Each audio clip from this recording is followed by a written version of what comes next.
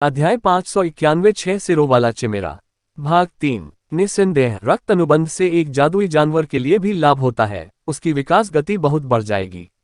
इसलिए इससे कोई फर्क नहीं पड़ता कि जादुई जानवर हाओचेन किस स्तर पर विकसित होता है, यह इस दुनिया में अत्यधिक विनाश का कारण नहीं बनेगा। एक कदम पीछे हटते हुए, यदि एक दिन वह वास्तव में मानवता के लिए खतरा पैदा करता है, जबकि लॉन्ग हाओचेन मर चुका है, तो वह भी मर जाएगा। चेन होंग्यू बेहद शांति से बोल रहे थे, लेकिन लॉन्ग हाओचेन के समूह के कानों में उनके शब्दों में एक बहुत ही अजीब स्वर था, खासकर लॉन्ग हाओचेन को, जिन्हें वह समय याद था जब हाओयू उस कमजोर और भयभीत अवस्था में इस दुनिया में आया था, संभवतः देख रहा था किसी भी क्षण रहने की कगार पर। उसकी निगाहें धीरे धीरे नर्म हो गईं। ठीक है, हाओयू के पास चाहे जो भी रहस्य हो, वह उसका रक्तानुबंध साथी है। पहले से ही इतना भक्त होने पर उसकी क्षमता या उत्पत्ति के बारे में और सोचने से क्या फायदा। वरिष्ठ, आपके परीक्षण के बारे में लॉन्ग हाओचेन ने पूछने की कोशिश की। चेन होंग्यू की निगाहें तुरंत भारी हो गईं। जब से हाओयू ने जिंगक्सुआन को जबरन दबाया, उसने इस मामले को पूरी तरह से किनारे कर दिया था। अब जबकि लॉन्ग हाओचेन ने अभी अभी इसका उल्लेख किया है, भावहीन देखना अजीब होगा। सेंशुई पोपो ने अपने असंतुष्ट पति की ओर देखा। न तो वह और न ही चेन होंग्यू ये कह सकती थी कि पिछला परीक्षण मायने नहीं रखता था और उन्हें दूसरा परीक्षण लेना चाहिए। उसकी स्थिति ऐसी होने के कारण चेन होंग्यू वास्तव में विश्वासघाती लगेगा यदि उसने कहा कि उसने लॉन्ग हाओचेन के समूह को उसे हराने दिया था, लेकिन यदि वह अपने शब्दों से पीछे हट गया तो उसका चेहरा पूरी तरह से खराब हो जाएगा।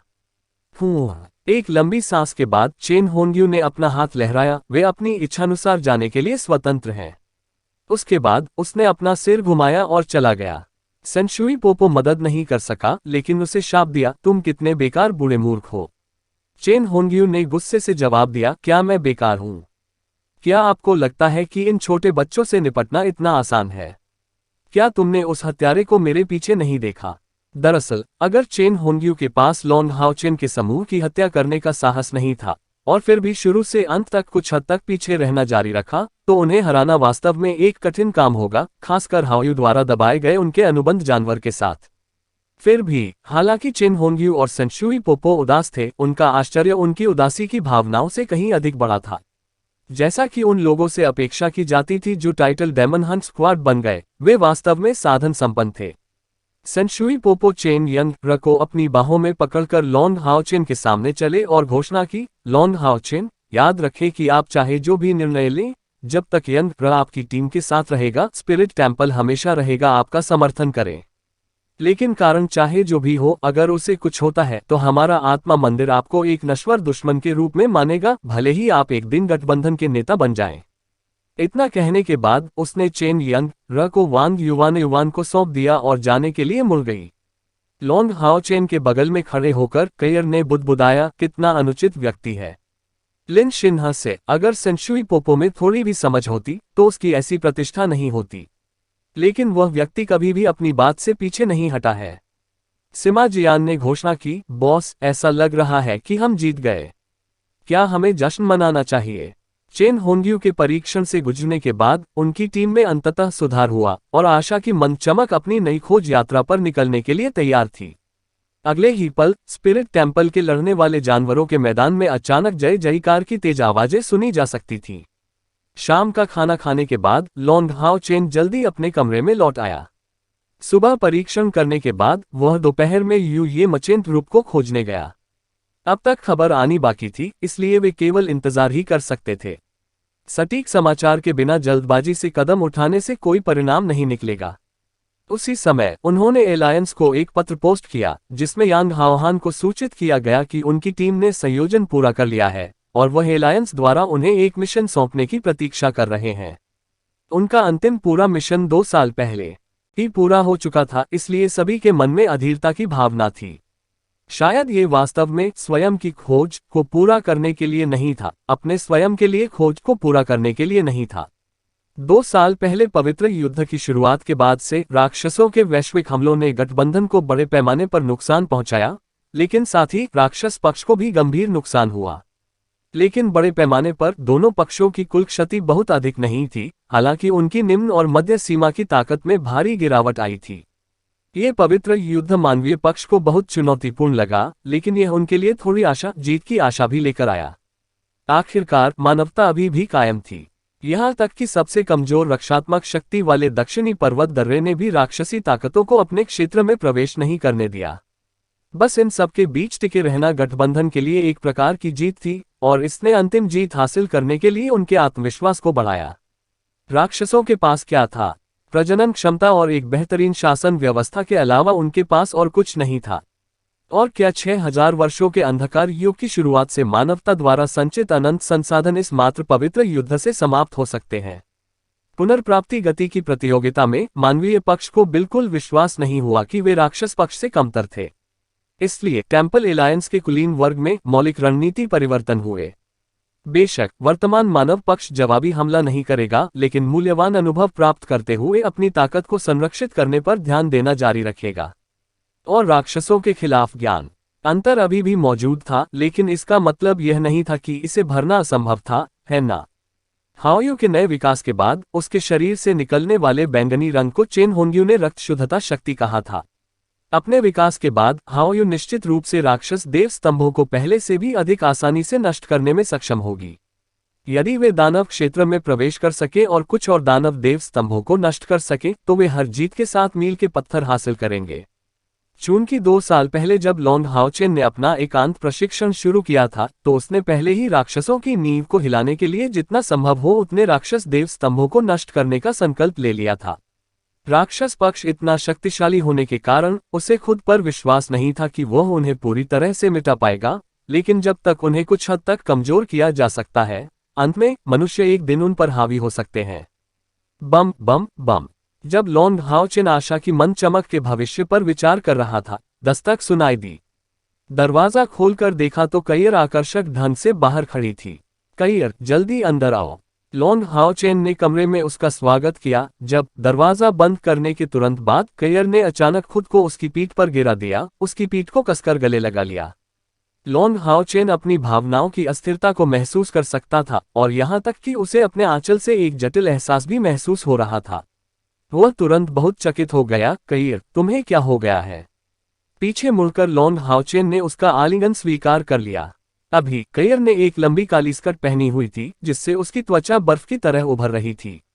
इन 2 सालों में कैयर भी बड़ी हो गई, उसका फिगर लंबा हो गया, लेकिन उसकी कोमलता के एहसास में जरा भी बदलाव नहीं आया। उसे अपने आलिंगन में लेने से उसे वास्तव में पूर्णता का एक शानदार एहसास हुआ। उसकी कोमल कमर और उसके शरीर की गर्माहट ने तुरंत लॉन्ग हाओचेन को बेकाबू कर दिया। वे पहले से ही बड़े हो रहे थे और उनमें युवावस्था में वैसा शुद्ध प्रेम नहीं था। तीव्र शारीरिक प्रतिक्रियाओं के बिना उनके शरीरों का संपर्क शायद ही संभव होगा। लॉन्ग हाओचेन को लगा कि उसका हाथ कांप रहा है, क्योंकि इल्यूसरी श्राइन में नग्न कैयर की छवियां उसके दिमाग में लौटने से खुद को नहीं रोक सकी। एक पल के लिए उसे गर्मी की लहरें महसूस हुई। उसके कंधों पर बहुत सारी चीजें थीं। केवल उन क्षणों में जब वह उसके साथ अकेला रह सकता था, उसका दिल थोड़ा शांत हुआ। हाओचेन, कैयर ने अपना सिर उठाया, सांप की तरह लॉन्ग हाओचेन की गर्दन के चारों ओर अपनी बाहें लपेट ली। वास्तव में उसने अपने होठों को अपने होठों से दबाने की पहल की। हालांकि यह उसका एकमात्र प्रेम लक्ष्य था, लॉन्ग हाओचेन ऐसे प्रलोभन का सामने कैसे विरोध कर सकता था? 4 होंठ एक साथ दबे हुए थे, अनुभवहीनता को युवा कोमलता के साथ मिला रहे थे। कैयर के होंठ बहुत ठंडे थे, अभी भी हिल रहे थे, लेकिन उसकी हरकतें बहुत तीव्र थीं। मजबूती से लॉन्ग हाओचेन की गर्दन पकड़कर ऐसा लग रहा था मानो वह उसे जाने देने से डर रही हो। ठंड धीरे धीरे गर्मी में बदल गई और उसकी सांसें तेज हो गईं। उनके कपड़े इधर उधर बिखरे हुए थे, और जैसे ही दोनों बिस्तर पर गिरे, कैयर मदद नहीं कर सका, लेकिन धीरे धीरे गुर्राने लगा। उनकी आदिम प्रवृत्ति ने उन्हें जीवन की उत्पत्ति की खोज के लिए प्रेरित किया। अंत में जैसे ही कैयर को गर्मजोशी का वह क्षण मिला, उसके शरीर में अचानक ऐंठन होने लगी। नहीं, ऐसा मत करो। वह सब कुछ नजरअंदाज करते हुए अचानक चिल्ला पड़ी। लॉन्ग हाओचेन की कठिन सांसें अचानक रुक गईं। उसकी अचानक चीख सुनकर उसकी स्पष्ट आंखें नम हो गईं। कैयर ने उसके आलिंगन से बाहर निकलने के लिए संघर्ष किया। रजाई को गले लगाते हुए वह फूट फूट कर रोने लगी। इच्छा की लपटें धीरे धीरे शांत हो गईं, क्योंकि लॉन्ग हाओचेन इस दृश्य के सामने विस्मय में खड़ा था। जिस क्षण से कैयर ने प्रवेश किया, कुछ गलत लग रहा था, लेकिन वे दोनों जल्दी ही अपनी इच्छाओं में फंस गए। लॉन्ग हाओचेन अपने वर्तमान परिवर्तन पर आश्चर्य और भ्रम से भर गया। कैयर, क्या गलत है?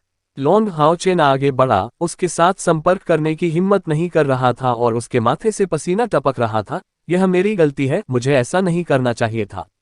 मुझे खेद है, इसलिए कृपया नाराज न हो। तुम्हें क्या हो रहा है? कैयर ने जोर से अपना सिर हिलाया और आंदोलन के कारण उसके आंसू बिखर गए। नहीं, यह आपकी गलती नहीं है। यह मेरी गलती है, मैं ऐसा नहीं कर सकती, मैं नहीं कर सकती। इतना कहते हुए वो लॉन्ग हाओचेन के आलिंगन में फूट फूट कर रोने लगी। यहां तक कि एक राक्षस देवता का सामना करते समय भी लॉन्ग हाओचेन को अब जैसी चिंता महसूस नहीं हुई थी। वह वास्तव में कैयर से प्यार करता था और उसकी पीड़ादायक उपस्थिति को देखकर वह शिकायत का कांटा बन गया। इसके अलावा उसे बिल्कुल भी अंदाजा नहीं था कि कैयर को ऐसा क्यों मिला। अध्याय 592 अपरिहार्य नेटवर्क भाग 1। लंबे समय के बाद कैयर की भावनाएं धीरे धीरे स्थिर हो गईं, केवल हल्की हल्की सिसकियां निकल रही थीं। लॉन्ग हाओचेन ने कैयर से बहुत अधिक पूछने की हिम्मत भी नहीं की, क्योंकि वे पूरी तरह से नग्न थे। प्रलोभन की भावनाओं को कम करने के लिए उसके पास कैयर के शरीर के चारों ओर रजाई लपेटने और उसे धीरे से आराम देने के अलावा कोई विकल्प नहीं था। अपना सिर उठाते हुए कैयर ने अभी भी धुंधले चेहरे के साथ लॉन्ग हाओचेन की ओर देखा। मुझे क्षमा करें हाओचेन, मैं नहीं कर सकती। लॉन्ग हाओचेन ने जल्दी से अपना सिर हिलाया। ये कुछ भी नहीं है, मैं बहुत जल्दी में थी। लॉन्ग हाओचेन के माथे पर पसीना पोंछते हुए कैयर ने उसे कसकर गले लगा लिया। यह मेरी गलती है, मैं तुम्हें खोने से बहुत डरता था। अपनी भावनाओं को स्थिर होते देख लॉन्ग हाओचेन ने अंततः पूछने की कोशिश की, कैयर, आपका क्या मतलब है? उसे बिल्कुल विश्वास नहीं हुआ कि अत्यधिक घनिष्ठता के कारण कैयर इतनी फूट फूट कर रोई।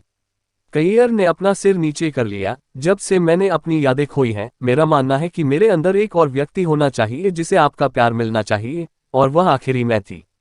आज जब तुम्हें दादाजी की परीक्षा का सामना करना पड़ा यंगर, ये भावना विशेष रूप से स्पष्ट थी। जब उन सभी ने आपको सूचना दी तो हमारा मनोबल बढ़ा। मैं देख सका कि वे इन पिछली यादों को कितने समर्पित और प्रिय ढंग से देखते थे। लेकिन मेरे पास ऐसी कोई यादें नहीं हैं, मेरे पास उनमें से कोई भी नहीं है। उस पल में मुझे बिल्कुल अजनबी जैसा महसूस हुआ। मैं वह कैयर नहीं हूं, तुम्हारे दिल में कुछ और है ना? लेकिन साथ ही वह आपसे बहुत ज्यादा प्यार करता था। क्या आप उसके बारे में जानते हैं? अपनी यादें ताज़ा करने की चाहत के बावजूद मुझे इससे बहुत डर भी लगता है। अपनी स्मृतियों को पुनः प्राप्त किए बिना मैं मेरे प्रति आपकी भावनाओं की पुष्टि नहीं कर पाऊंगा। लेकिन अगर मैं उन्हें वापस पा लूं, तो क्या वर्तमान में गायब नहीं हो जाऊंगा, हमेशा के लिए वापस लौटने में असमर्थ नहीं हो जाऊंगा? इसीलिए मैं सचमुच डरा हुआ हूं और मुझे यह एहसास बिल्कुल पसंद नहीं है। मुझे तुम्हें हमेशा के लिए खोने का डर है। यही कारण है कि मैं तुम्हारे पास आया हूं, तुम्हें अपनी सबसे कीमती चीज देना चाहता हूं। लेकिन तभी अचानक मुझे एहसास हुआ कि यह सब मेरा नहीं, बल्कि उस दूसरे का है। इसीलिए मैंने खुद को तुम्हें नहीं सौंपा। मैं ऐसा नहीं कर सकता। उसकी इतनी उदास आवाज सुनकर लॉन्ग हाओचेन चुप हो गया। उसे स्वयं आश्चर्य हो रहा था कि क्या उसे वास्तव में केवल बूढ़ा कैयर ही पसंद है। जैसा कि कैयर ने कहा, अपनी यादें खोने के बाद उसकी भावनाओं में कुछ बदलाव आए। उसकी यादों के अभी भी वापस आने के कारण उसके मन में जो गहरी भावनाएं थीं, उसके बारे में लॉन्ग हाओचेन को किसी से भी अधिक पता था। हालांकि उनके सोचने का तरीका कैयर जैसा नहीं था। भले ही यह उसकी यादें खोने से पहले था या बाद में, कैयर अभी भी कैयर थी। बात सिर्फ इतनी है कि उसकी यादें दो हिस्सों में बंट गई थीं। यही वजह है कि वह धैर्यपूर्वक इंतजार कर सका। उसके बिखरे बालों को हल्के से सहलाते हुए लॉन्ग हाओचेन ने धीमी आवाज में कहा, तुम सच में बेवकूफ हो। आप ऐसा क्यों सोचेंगे? मैं कैयर से, उसकी हर चीज से प्यार करता हूं। चाहे वह आपका शरीर हो, आपके बाल हो, या फिर आपके पसीने की छोटी बूंदें। भले ही यह आपकी यादों को खोने से पहले या बाद में हो, ये केवल आप ही हैं, मेरे कैयर। आपने जो कुछ खोया है वह आपकी यादें हैं। उन्हें वापस पाने के बाद आपको अपने वर्तमान स्वरूप को खोने के बारे में चिंता करने की जरूरत नहीं है। ऐसा इसलिए है क्योंकि वे बस वापस एक साथ विलीन हो जाएंगे और संभवतः एक दूसरे को खत्म या मिटाएंगे नहीं। लॉन्ग हाओचेन की बातें सुनकर कैयर धीरे धीरे अपनी भावनात्मक स्थिति से शांत हो गई। उसके करीब जाकर उसने कुछ नहीं कहा, बल्कि उसका कांपना काफी कम हो गया। कैयर, क्या आप जानते हैं, मैं वास्तव में बहुत खुश हूं। अगर हम साधारण प्रेमी होते तो उससे कहीं ज्यादा। इस बिंदु पर लॉन्ग हाओचेन रुक गया और स्वेच्छा से महत्वपूर्ण हिस्से पर वार करने लगा। जैसा कि अपेक्षित था, उनके शब्दों ने कैयर की जिज्ञासा बढ़ा दी। उसने उसे देखने के लिए अपना सिर उठाया, उसकी आंखें रोने से लाल और सूजी हुई थीं, और पूछा, क्यों? लॉन्ग हाओचेन ने मुस्कुराते हुए उसके माथे को चूमा, ऐसा इसलिए था क्योंकि मेरी प्रेमिका को मुझसे 2 बार प्यार हो गया था। जरा सोचो, अगर तुम्हारी यादें वापस आने के बाद मेरे लिए तुम्हारे 2 प्यार एक हो जाते हैं, तो तुम मुझसे और भी अधिक प्यार में कैसे नहीं पड़ सकते? जरा सोचो कि मैं कितना भाग्यशाली हूं ऐसा कुछ जीने में सक्षम। तुम्हें चिंता करने की जरूरत नहीं है, चाहे वह तुम्हारा अतीत हो या वर्तमान, मैं तुम दोनों से बिना किसी हिचकिचाहट के प्यार करूंगा। मैं आपसे यह नहीं छिपाऊंगा कि अंदर ही अंदर मैं अभी भी चाहता हूं कि आप अपनी पिछली यादें ताज़ा कर लें, क्योंकि मुझे उम्मीद है कि आप अतीत के हमारे सुखद पलों को याद करेंगे। लेकिन अपनी यादों को पुनः प्राप्त करने के लिए कभी भी अपने आप पर दबाव न डालें। हमें प्रकृति को अपना काम करने देना चाहिए। लेकिन चाहे कुछ भी हो और जब भी हो, तुम्हें मुझे खोने की चिंता करने की जरूरत नहीं है। जब तक मैं जीवित हूं, मैं हमेशा एकमात्र ऐसा व्यक्ति रहूंगा जिसके लिए मेरी भावनाएं हैं। मृत्यु या पुनर्जन्म के बाद भी तुम अभी भी मेरा एकमात्र प्यार होगे। जब मैं छोटा था तो मुझे समझ नहीं आता था कि प्यार क्या होता है। लेकिन अब मैं समझ गया हूं, ये हमेशा किसी के बारे में सोचने, उस व्यक्ति के लिए तरसने, उस व्यक्ति की देखभाल करने, उसकी देखभाल करने, उसे गले लगाने, उसे चूमने और उसकी भलाई के लिए कुछ भी त्याग करने को तैयार रहने के बारे में है। मैं तुमसे प्यार करता हूं और मैं तुम्हारे बारे में सब कुछ प्यार करता हूं। आपकी खोई हुई याददाश्त निश्चित रूप से मुझे आपसे अलग होने का कारण नहीं बनेगी। मैं निश्चित रूप से सिर्फ इसलिए कुछ भेद नहीं करूंगा क्योंकि आपने अपनी यादें खो दी हैं। ये बस दुखदाई है और मुझे आपकी और भी अधिक सराहना करने और आपकी रक्षा करने के लिए प्रेरित करता है, क्योंकि मैं आपकी अच्छी तरह से रक्षा नहीं कर रहा हूं। हाओचेन कयर चिल्लाए, रजाई से मुक्त हुई और अचानक खुद को उस पर फेंकते हुए उसे कसकर गले लगा लिया। उसके आंसू एक बार फिर फूट पड़े, लेकिन इस बार दर्द से नहीं बल्कि खुशी से। सुबह में लॉन्ग हाओचेन अपनी आंखों के नीचे काले घेरे के साथ समूह के सामने आया, और अनुपस्थित कयर के अलावा सभी राक्षस अपनी आस्तीन ऊपर करके हंस रहे थे। स्पिरिट टेम्पल में उनके कमरे एक दूसरे के बहुत करीब थे, इसलिए कल की कयर की चीख कोई भी सुन सकता था जो बहरा नहीं है। इस तथ्य के साथ कि कै यह पूरी रात अपने कमरे में नहीं लौटी, कोई भी अच्छी तरह से कल्पना कर सकता है कि वे क्या कर रहे थे। लॉन्ग हाओचेन को ऐसा लग रहा था जैसे सतह पर कुछ भी नहीं हुआ है, लेकिन वह एकमात्र व्यक्ति था जो उसके दर्द के बारे में जानता था। एक रात पहले जो कुछ हुआ वह उत्पीड़न का वर्णन करने से परे था। खुशी के आंसुओं से जागने के बाद कयर जल्दी से उसके आलिंगन में सो गई, बहुत कसकर आलिंगन में। उसे अच्छा आराम देने के लिए लॉन्ग हाओचेन ने कोई भी शोर मचाने से परहेज किया। अपने प्रेमी के आलिंगन में वे दोनों कपड़ों की थोड़ी सी भी बाधा से रहित थे। अभी अभी 20 वर्ष की आयु तक पहुंचने पर उसकी जीवन शक्ति उसके प्रकाश सार की शुद्धता से मेल खाने में भी सक्षम थी। परिणाम वैसे थे जैसे कोई कल्पना कर सकता था। Dim glow of hope squadron का कप्तान पूरी रात डटा रहा, लेकिन संयोग से उसके शारीरिक कार्य पर्याप्त थे या अत्यधिक रक्त प्रवाह के कारण वह वास्तव में फट गया होगा। जिस क्षण कयर को होश आया, वह उस समय की स्थिति के बारे में सोचकर शर्माते हुए तुरंत घबरा गई। पौन घंटे तक ठंडे पानी से नहाने के बाद वह बाहर निकली, लेकिन अच्छे हाव भाव नहीं दिखा सकी। मेरा वापस आना हो रहा है, ये मचिंत रूप से समाचार मांगने के लिए। लॉन्ग हाओचेन दूसरों की उत्तेजक स्पष्ट निगाहों को सहन करने से खुद को रोक नहीं सका और भाग गया। दरवाजा बंद करने के बाद वह अपने पीछे हंसी की आवाज सुन सकता था। अपने आप के बावजूद शर्माते हुए उसके मन में ये भयंकर विचार आया कि अगली बार जब ऐसा कुछ हुआ तो उसे निश्चित रूप से कयर को खाना पड़ेगा। मोडू कैपिटल मून क्लान पैलेस। ये वास्तव में दिखा। ये ने अपने हाथ में मौजूद पत्र को एक खाली नजर से देखा। तुरंत उसके दिल में सभी प्रकार की भावनाएं उमड़ पड़ी, जिससे उसका शरीर थोड़ा हिल गया। जब से उसने अहबाव से अपनी शादी रद्द की, वह मून क्लान पैलेस में रह रही थी। बाहर जरा भी कदम उठाए बिना उन्होंने पूरा ध्यान खेती पर केंद्रित किया। एक अत्यंत बुद्धिमान लड़की होने के नाते ये अच्छी तरह से समझती थी कि अहबाव का चरित्र किस प्रकार का है। शायद वह वास्तव में इस कार्य में जल्दबाजी करेगी, और यदि वह इस समय बाहर थी तो शायद वह कुछ ऐसा कर सकती थी जिसे वह वापस नहीं ले सकती थी। क्या तब शादी के अलावा कोई और विकल्प होगा? लेकिन इससे कोई फर्क नहीं पड़ता कि अहबाव कितना जिद्दी है, वह निश्चित रूप से मून क्लान पैलेस के अंदर परेशानी पैदा करने की हिम्मत नहीं करेगा। चंद्र दानव देवता अगारेस के लिए 72 दानव देव स्तंभों में से दूसरा स्तंभ धारण करने के लिए उनकी स्थिति केवल एक संख्या नहीं थी। मून कबीले की शक्तियां बहुत अधिक होने के कारण दानव देवता सम्राट ने भी अगारिस के साथ अत्यंत घनिष्ठ संबंध बनाए रखा। लेकिन तथ्य यह है कि वह मून क्लान पैलेस में ही रही। इसका मतलब यह नहीं था कि ये बाहरी दुनिया से पूरी तरह से बेखबर थी। वह वही है जिन्होंने ये मर्चेंट ग्रुप को दानव पक्ष और टेम्पल अलायंस के बीच सबसे बड़ा व्यापारी समूह बनाया।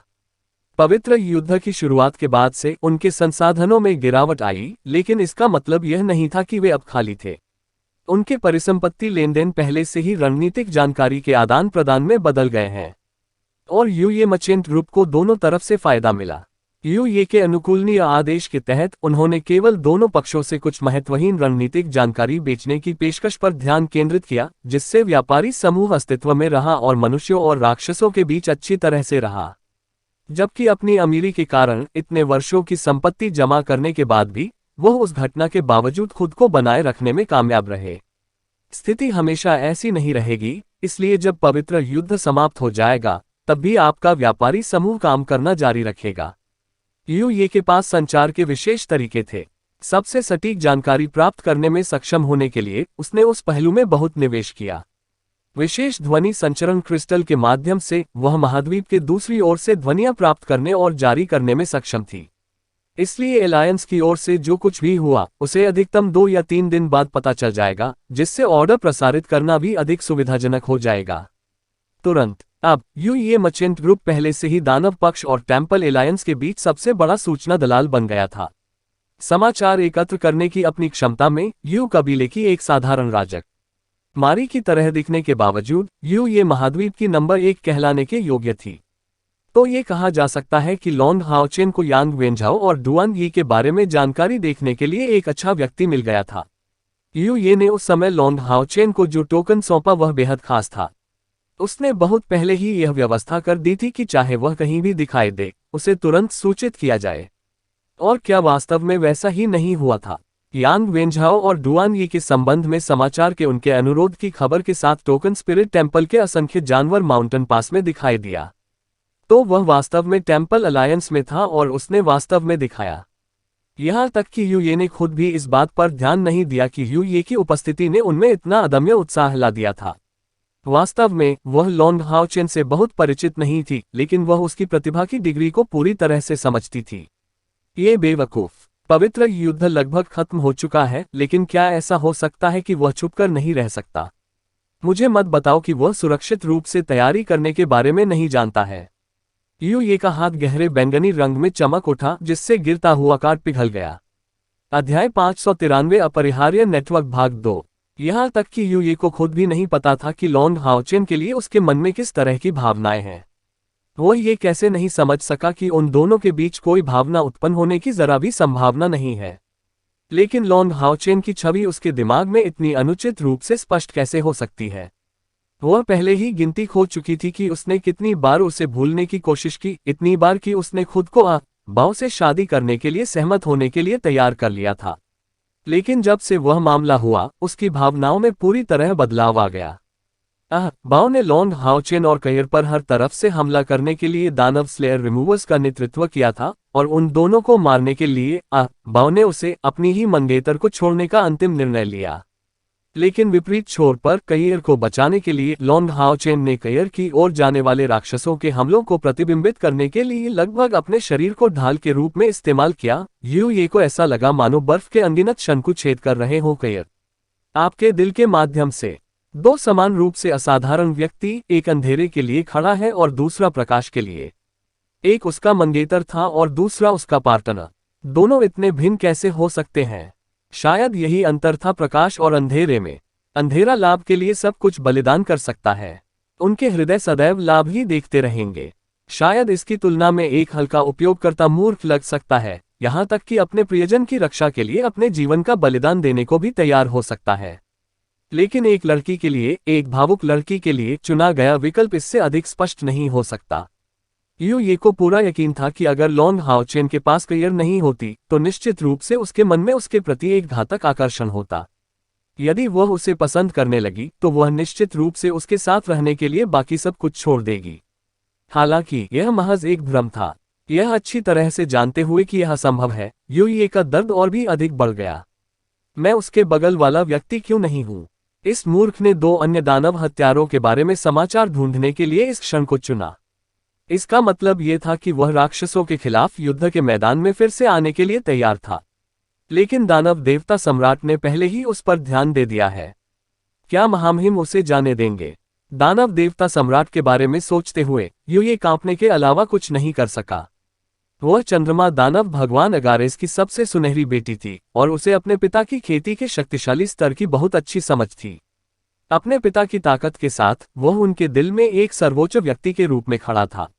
लेकिन जिस क्षण अगारेस दानव देवता सम्राट के सामने खड़ी हुई, उसकी भय और सम्मान की भावनाओं ने यूये को भी अतुलनीय रूप से भयभीत कर दिया। आखिरकार दानव देव सम्राट उसकी कल्पना से परे शक्तिशाली था और वह ये बताने में पूरी तरह सक्षम थी कि लॉन्ग हाओचेन और दानव देवता सम्राट के बीच का अंतर एक चींटी और एक विशाल जानवर के बीच के अंतर जितना बड़ा था। यदि दानव देवता सम्राट उसे ढूंढ लेता है तो चीजें इस तरह खत्म हो जाएंगी। अच्छा नहीं, मुझे उसे दानव क्षेत्र में प्रवेश न करने के लिए कहने का एक तरीका ढूंढना होगा। राजकुमारी, चंद्रमा दानव भगवान आपको बुला रहे हैं। उसी समय एक दासी की आवाज सुनाई दी। ये याद करके आश्चर्यचकित थी कि आज सुबह उसके पिता ने कहा था कि उन्हें उसके साथ एक महत्वपूर्ण मुद्दे पर चर्चा करनी है। मून दानव हॉल। चंद्रमा दानव देवता अगारेस शांति से अपने दानव देवता सिंहासन पर बैठे थे। उनके बैंगनी बाल उनके कंधों पर गिरे हुए थे। यदि उसकी आंखों में अस्वाभाविक रूप से जानने और समझने की क्षमता न होती तो उसकी सुंदर उपस्थिति उसे आसानी से युवा दिखा सकती थी। पिता। हॉल के बाहर से ये की आवाज सुनाई दी। प्रवेश करता है। चंद्रमा दानव भगवान की नजर बहुत नर्म हो गई। दरअसल वह अपनी इस बेटी को लेकर काफी असहाय महसूस करते थे। ये प्रिय बेटी वास्तव में दानव देवता सम्राट की अवज्ञा करने का साहस करने वाली पहली दानव थी। इसके अलावा उसने जो इनकार किया वह संपूर्ण दानव जाति में सबसे महत्वपूर्ण विवाह था। दानव देवता सम्राट ने इस मामले को आगे नहीं बढ़ाया और यहां तक कि बाव ने भी नहीं। जो देखा जा सकता था उससे यह मामला अनसुलझा ही रह गया था। निस्संदेह अगारेस ने इस मामले को दानव देवता सम्राट के प्रति अपने दृष्टिकोण को प्रभावित नहीं होने दिया, लेकिन फिर भी यह अच्छी बात नहीं थी। आखिरकार बाव अगला दानव देवता सम्राट होगा, इसलिए विवाह से जुड़ने में सक्षम होना निश्चित रूप से होगा। यह चंद्रमा कबीले को और भी अधिक स्थिर कर देगा। उसे अंदर आते देखकर ये वास्तव में एक परिपक्व नजर आ रही थी। उसकी पूरी तरह से आनुपातिक बनावट, अच्छी तरह से विकसित आकृति, उन आकर्षक बैंगनी आंखों के अलावा बेहद मुश्किल से खुश होने वाले और सभी सुंदर अगारेस को भी अपनी बेटी की सुंदरता की प्रशंसा करने पर मजबूर कर दिया। मून कबीले की सामान्य लड़कियों की तुलना में ये के मिश्रित रक्त में गहरी आभा बहुत कम थी और मानवीय सुंदरता और आकर्षण अधिक था। पिताजी, आपने कहा था कि आपको एक विषय पर चर्चा करनी है। यदि यह भाई भाव से संबंधित है तो कृपया आग्रह न करें। ये मून क्लैन हॉल के बीच में पहुंचे और तुरंत ये शब्द कहे। पिछले 2 वर्षों में चंद्रमा दानव भगवान ने उसे समझाने की कई बार कोशिश की। अगारेस ने बेबसी से कहा, क्या लड़की है? क्या आप हमारे वंश के लिए नहीं सोच सकते? ये ने अपना सिर हिलाया, दृढ़ता से अपने पिता की ओर देखा, लेकिन चुप रही। अगारेस ने आह भरी, रहने दो, मैं तुम्हें समझाने की कोशिश नहीं करूंगा क्योंकि चीज ऐसी ही है। ये दूसरी बात है कि मैं तुम्हारी तलाश में आया था। अपने पिता को ये कहते हुए सुनकर कि वह उसे और बाव के बीच सामंजस्य बिठाने की कोशिश पर जोर नहीं देंगे, ये की अभिव्यक्ति बहुत नर्म हो गई। कृपया फिर बोलें। अगारेस की निगाहें सामान्य हो रही थीं, गंभीरता से घोषणा करते हुए, आपको उन कारणों के बारे में जानना चाहिए जिनके कारण ये पवित्र युद्ध हुआ, और आपको उस व्यक्ति से पहले मिलना चाहिए था। अरे, ये चकित था। वह कुछ समय पहले ही लॉन्ग हाओचेन के बारे में सोच रही थी, लेकिन उसे यह उम्मीद नहीं थी कि उसके पिता समाचार मिलने के तुरंत बाद उससे उसके बारे में पूछेंगे। क्या उसके पिता को उन दोनों के रिश्ते के बारे में पहले से पता था? एक पल के लिए उसका चेहरा बहुत पीला पड़ गया। अगारेस ने धीरे से कहा, डरो मत, तुम्हारे शाही पिता तुम्हारी रक्षा करेंगे और मैं उन्हें तुम्हें और चोट नहीं पहुंचाने दूंगा। उसके दृष्टिकोण से ये, जिसे मूल रूप से लॉन्ग हाओचेन ने पकड़ लिया था, उसका जिक्र सुनकर ही डर से भर गई। ये ने जल्दबाजी में अपनी भावनाओं पर काबू रखा। क्या? उसके बारे में क्या? महामहिम ने इस मानव के कारण पवित्र युद्ध शुरू किया। हालांकि मानवता को कमजोर करने की मंशा भी मौजूद है, लेकिन यह व्यक्ति कितना बड़ा खतरा लेकर आया है, ये स्पष्ट रूप से दिखाई देता है। आज जो मैं आपको बताने जा रहा हूं उसे उन्हें गुप्त रखना चाहिए और आप इसे बिल्कुल भी जाने नहीं दे सकते। समझा? यू ये ने सिर हिलाया, उत्सुकता से पूछा, पिताजी, मैं इसे कभी नहीं समझ पाया। लॉन्ग हाओचेन उल्लेखनीय लगता है, लेकिन क्या वह सिर्फ एक इंसान नहीं है? यह कोई खतरा कैसे हो सकता है? क्या ऐसा हो सकता है कि अपने साधना स्तर पर भी महामहिम के मन में कोई भय हो? अगारेस ने समझाया, ऐसा इसलिए है क्योंकि इससे हमारी नस्ल की नींव को खतरा है। उसकी अपनी ताकत ज्यादा नहीं है, लेकिन उसके पास एक माउंट है जो वास्तव में हमें धमकी दे सकता है। आपको उस माउंट के संबंध में विवरण जानने की आवश्यकता नहीं है। मैं जानता हूं कि आपने हमारे और टेम्पल अलायंस के बीच एक बड़ा सूचना नेटवर्क स्थापित किया है, और मुझे आपकी बुद्धिमत्ता की आवश्यकता है। उस व्यक्ति के संबंध में खुफिया जानकारी, क्या इसे अब तक खो नहीं जाना चाहिए? यू ये की धड़कन तेज हो गई। हालांकि उसे स्पष्ट रूप से लगा कि यह स्थिति महज एक संयोग थी, आखिरकार उसे लॉन्ग हाओचेन की खबर मिली थी। वह कैसे घबरा नहीं सकती थी? खोया हुआ, ये केवल टेम्पल अलायंस में मनुष्यों से छिपा हुआ है। आपके तीसरे चाचा ने उनके लिए महान भविष्यवाणी तकनीक अपनाई है। उसके माध्यम से उसने भविष्यवाणी की है कि यह लॉन्ग हाओचेन हमारे राक्षस क्षेत्र की सीमाओं के भीतर फिर से प्रकट होगा और मानव क्षेत्र की विपरीत दिशा की ओर बढ़ेगा। लेकिन वह सटीक समय की भविष्यवाणी नहीं कर सका, इसलिए अब हमें आपके मचिंत रूप द्वारा प्रदान की जा सकने वाली सबसे सटीक जानकारी की आवश्यकता है। महामहिम ने पहले से ही एक अपरिहार्य नेटवर्क की व्यवस्था कर दी है और व्यक्तिगत रूप से इसकी देखभाल करेंगे। इससे हमारी राक्षस जाति का 10,000 वर्षों का शासन भी स्थिर हो जाएगा। अगारेस की बातें सुनकर यू ये मदद नहीं कर सकी, लेकिन हौंफने लगी। एक पल के लिए भावनाओं की लहरें उमड़ पड़ी जो लगभग उसके नियंत्रण से बाहर हो गईं। दानव देव सम्राट व्यक्तिगत रूप से लॉन्ग हाओचेन का निपटान करना चाहता है, हे भगवान। स्टार दानव भगवान वास्गो ने उसके खिलाफ महान भविष्यवाणी तकनीक का भी इस्तेमाल किया। उसके पिता के सहयोग के अलावा सबसे बड़े 3 राक्षस देवता वास्तव में उसके खिलाफ हाथ मिला रहे थे। वह इसके विरुद्ध क्या कर सकता था? क्या यह मृत्यु का निश्चित मार्ग नहीं था? एक पल के लिए यू ये आश्चर्य के कारण स्तब्ध रह गई। उसकी परिणामी अभिव्यक्ति को देखकर अगारेस ने अपनी भौहें सिकोड़ ली। लड़की, क्या तुमने अपने शाही पिता की बात गंभीरता से सुनी है? अरे, यह मेरे पास है। यू ये ने तुरंत अपनी भावनाओं को समायोजित करते हुए बुदबुदाया, पिता, मैं बस सोच रही हूँ, क्या वह वास्तव में इतना योग्य है? वह वास्तव में महामहिम को व्यक्तिगत रूप से कार्य करने के लिए प्रेरित कर रहे हैं। अगारेस ने कहा, आपको इसके बारे में बहुत अधिक जानने की जरूरत नहीं है। ये हमारी जाति के सबसे महत्वपूर्ण रहस्यों में से एक है। आपको पता होना चाहिए कि इस युवक के भविष्य के मार्ग और हमारी जाति के भाग्य की भविष्यवाणी करने के लिए आपके तीसरे चाचा ने महान भविष्यवाणी तकनीक का उपयोग किया, जिसके परिणामस्वरूप गंभीर चोटें आईं। वह अभी भी एकांत में स्वास्थ्य लाभ कर रहे हैं और हालात बहुत खराब हैं। कम से कम वह अपनी 80% ताकत खो देगा, और जब वह ठीक हो जाएगा तब भी वह भविष्य में किसी और चीज के लिए इतनी सटीक भविष्यवाणी नहीं कर पाएगा। तो आपका खुफिया नेटवर्क तुरंत और बिना किसी देरी के चालू होना चाहिए, समझे? यह मामला सुलझ जाने के बाद आपके शाही पिता महामहिम से आपकी खूबियों को मान्यता देने का अनुरोध करेंगे। मुझे लगता है कि अहबाव के साथ आपकी शादी को भी अतीत की बात माना जा सकता है। हाँ, मैं आपके लिए ये जानकारी ढूंढने की पूरी कोशिश करूंगा। यू ये ने अपना सिर नीचे कर लिया ताकि चंद्रमा दानव भगवान उसकी कुछ उन्मत्त अभिव्यक्ति को स्पष्ट रूप से न देख सके। अगारेस ने निष्कर्ष निकाला, आप तब जा सकते हैं। जितनी जल्दी हो सके मुझे खबर दो। कल महामहिम और मैं साथ चलेंगे। हमारे सभी सैनिक हमारे अपरिहार्य जाल को फैलाने के लिए ओझा माउंटेन दर्रे की ओर बढ़ रहे हैं। इस बार वो लड़की भागेगी नहीं, चाहे कुछ भी हो जाए। हाँ, बड़ी मुश्किल से अपने अंदर उमड़ रही भावनाओं का विरोध करते हुए यू ये ने सावधानी से अपने पिता को छोड़ दिया। जाने के बाद वह वापस अपने निवास की ओर भागने की इच्छा को सहन नहीं कर पा रही थी। फिलहाल उसके पास इस जानकारी को जल्द से जल्द लॉन्ग हाओचेन तक पहुंचाने के अलावा कोई अन्य विचार नहीं था। यहाँ तक कि उसे खुद भी समझ नहीं आ रहा था कि उसे इतनी जल्दी क्यों थी। अपने निवास पर लौटकर जैसे ही वह यथाशीघ्र समाचार भेजने की तैयारी कर रहा था, अचानक एक पत्र आया। ये मैरियर बीस्ट माउंटेन पास में यू ये चैम्बर ऑफ कॉमर्स से आया था। जैसे ही उसने ये खबर देखी, वह अपने आप को रोक नहीं सकी, जैसे उस पर बिजली गिर गई हो।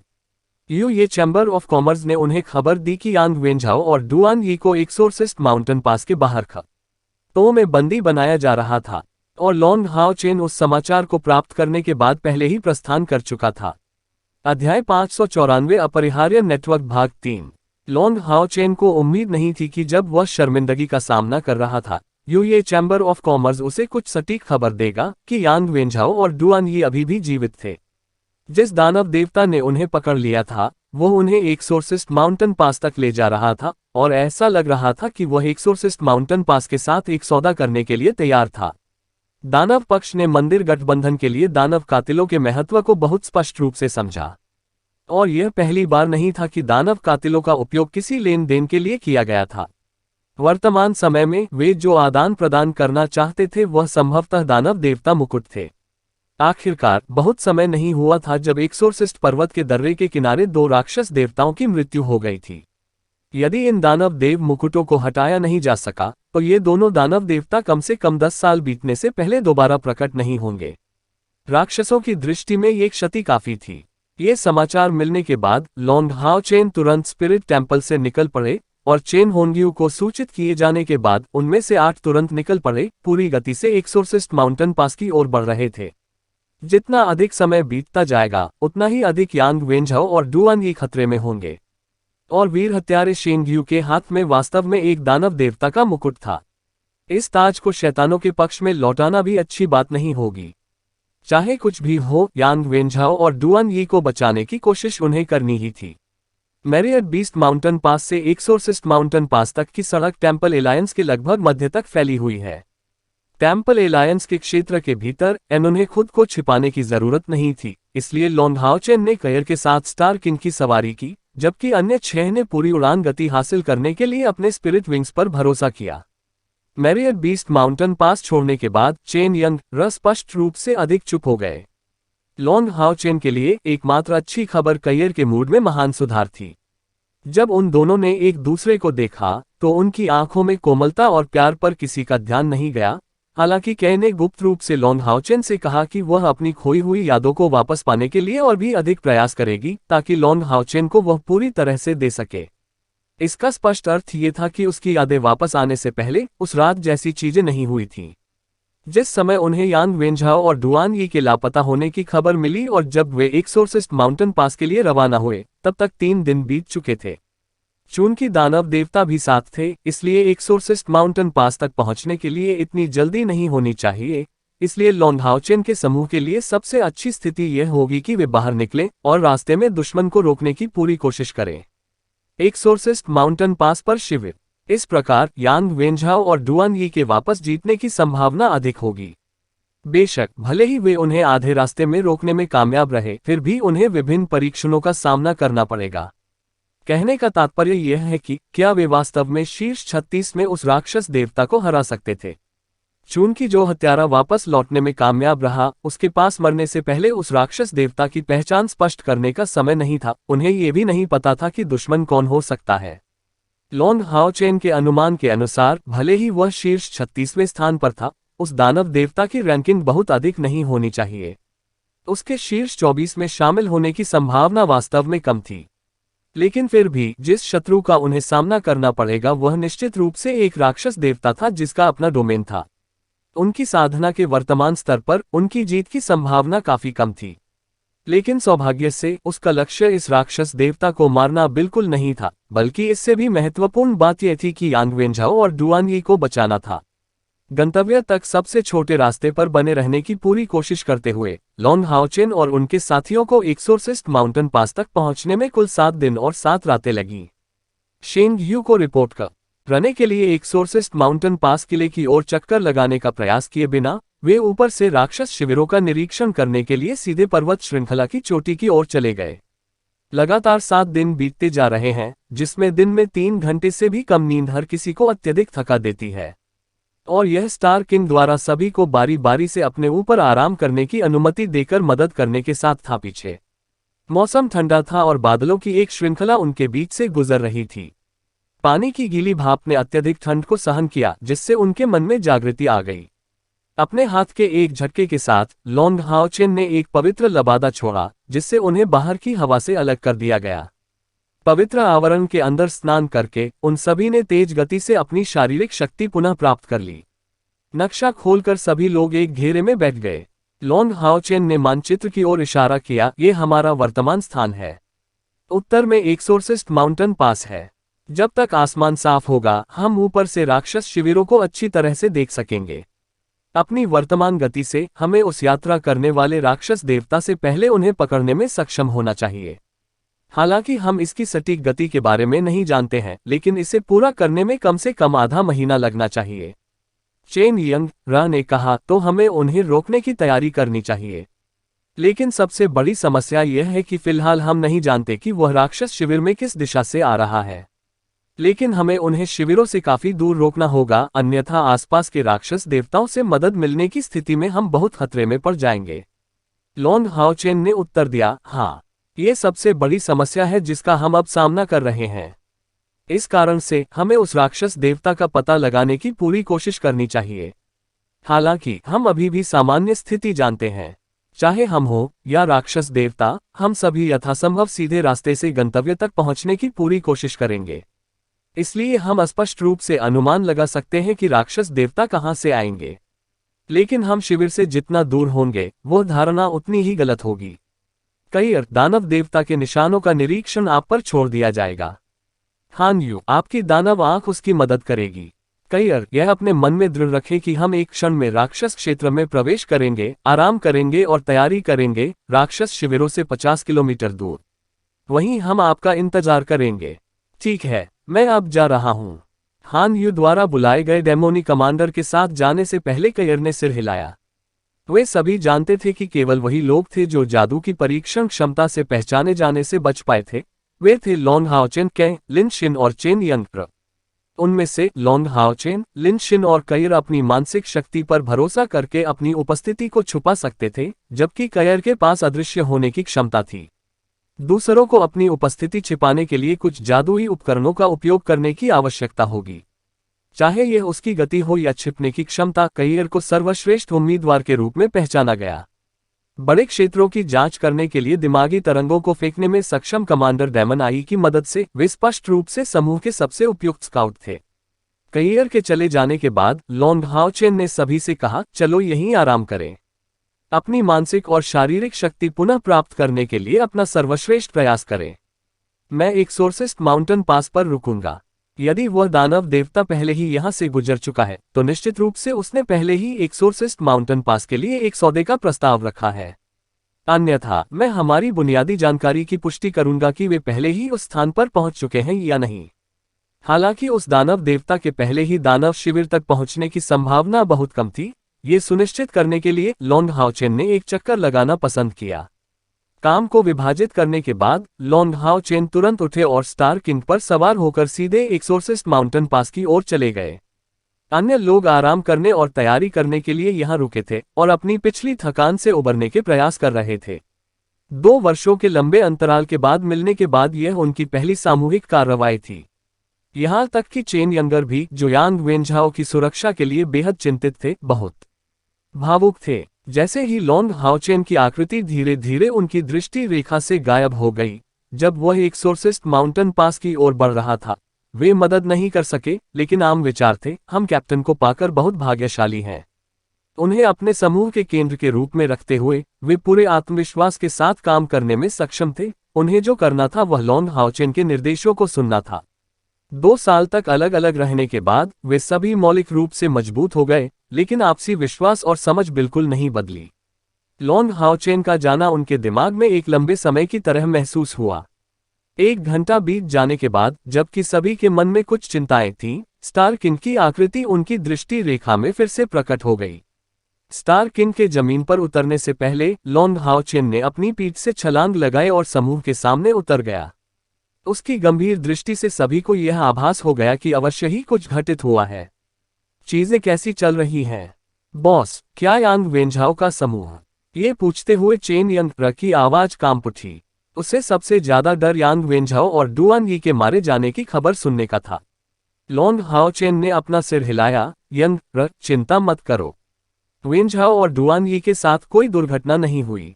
इसका संबंध हमसे है। वह चेन यंग हैरान थे और अन्य लोग भी भ्रमित थे।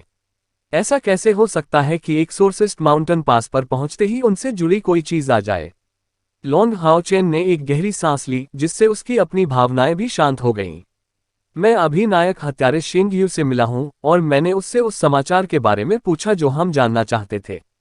उस राक्षस देवता को ओझा पर्वत दर्रे के आसपास नहीं आना चाहिए था, या कम से कम उन्हें ऐसी खबर नहीं मिली।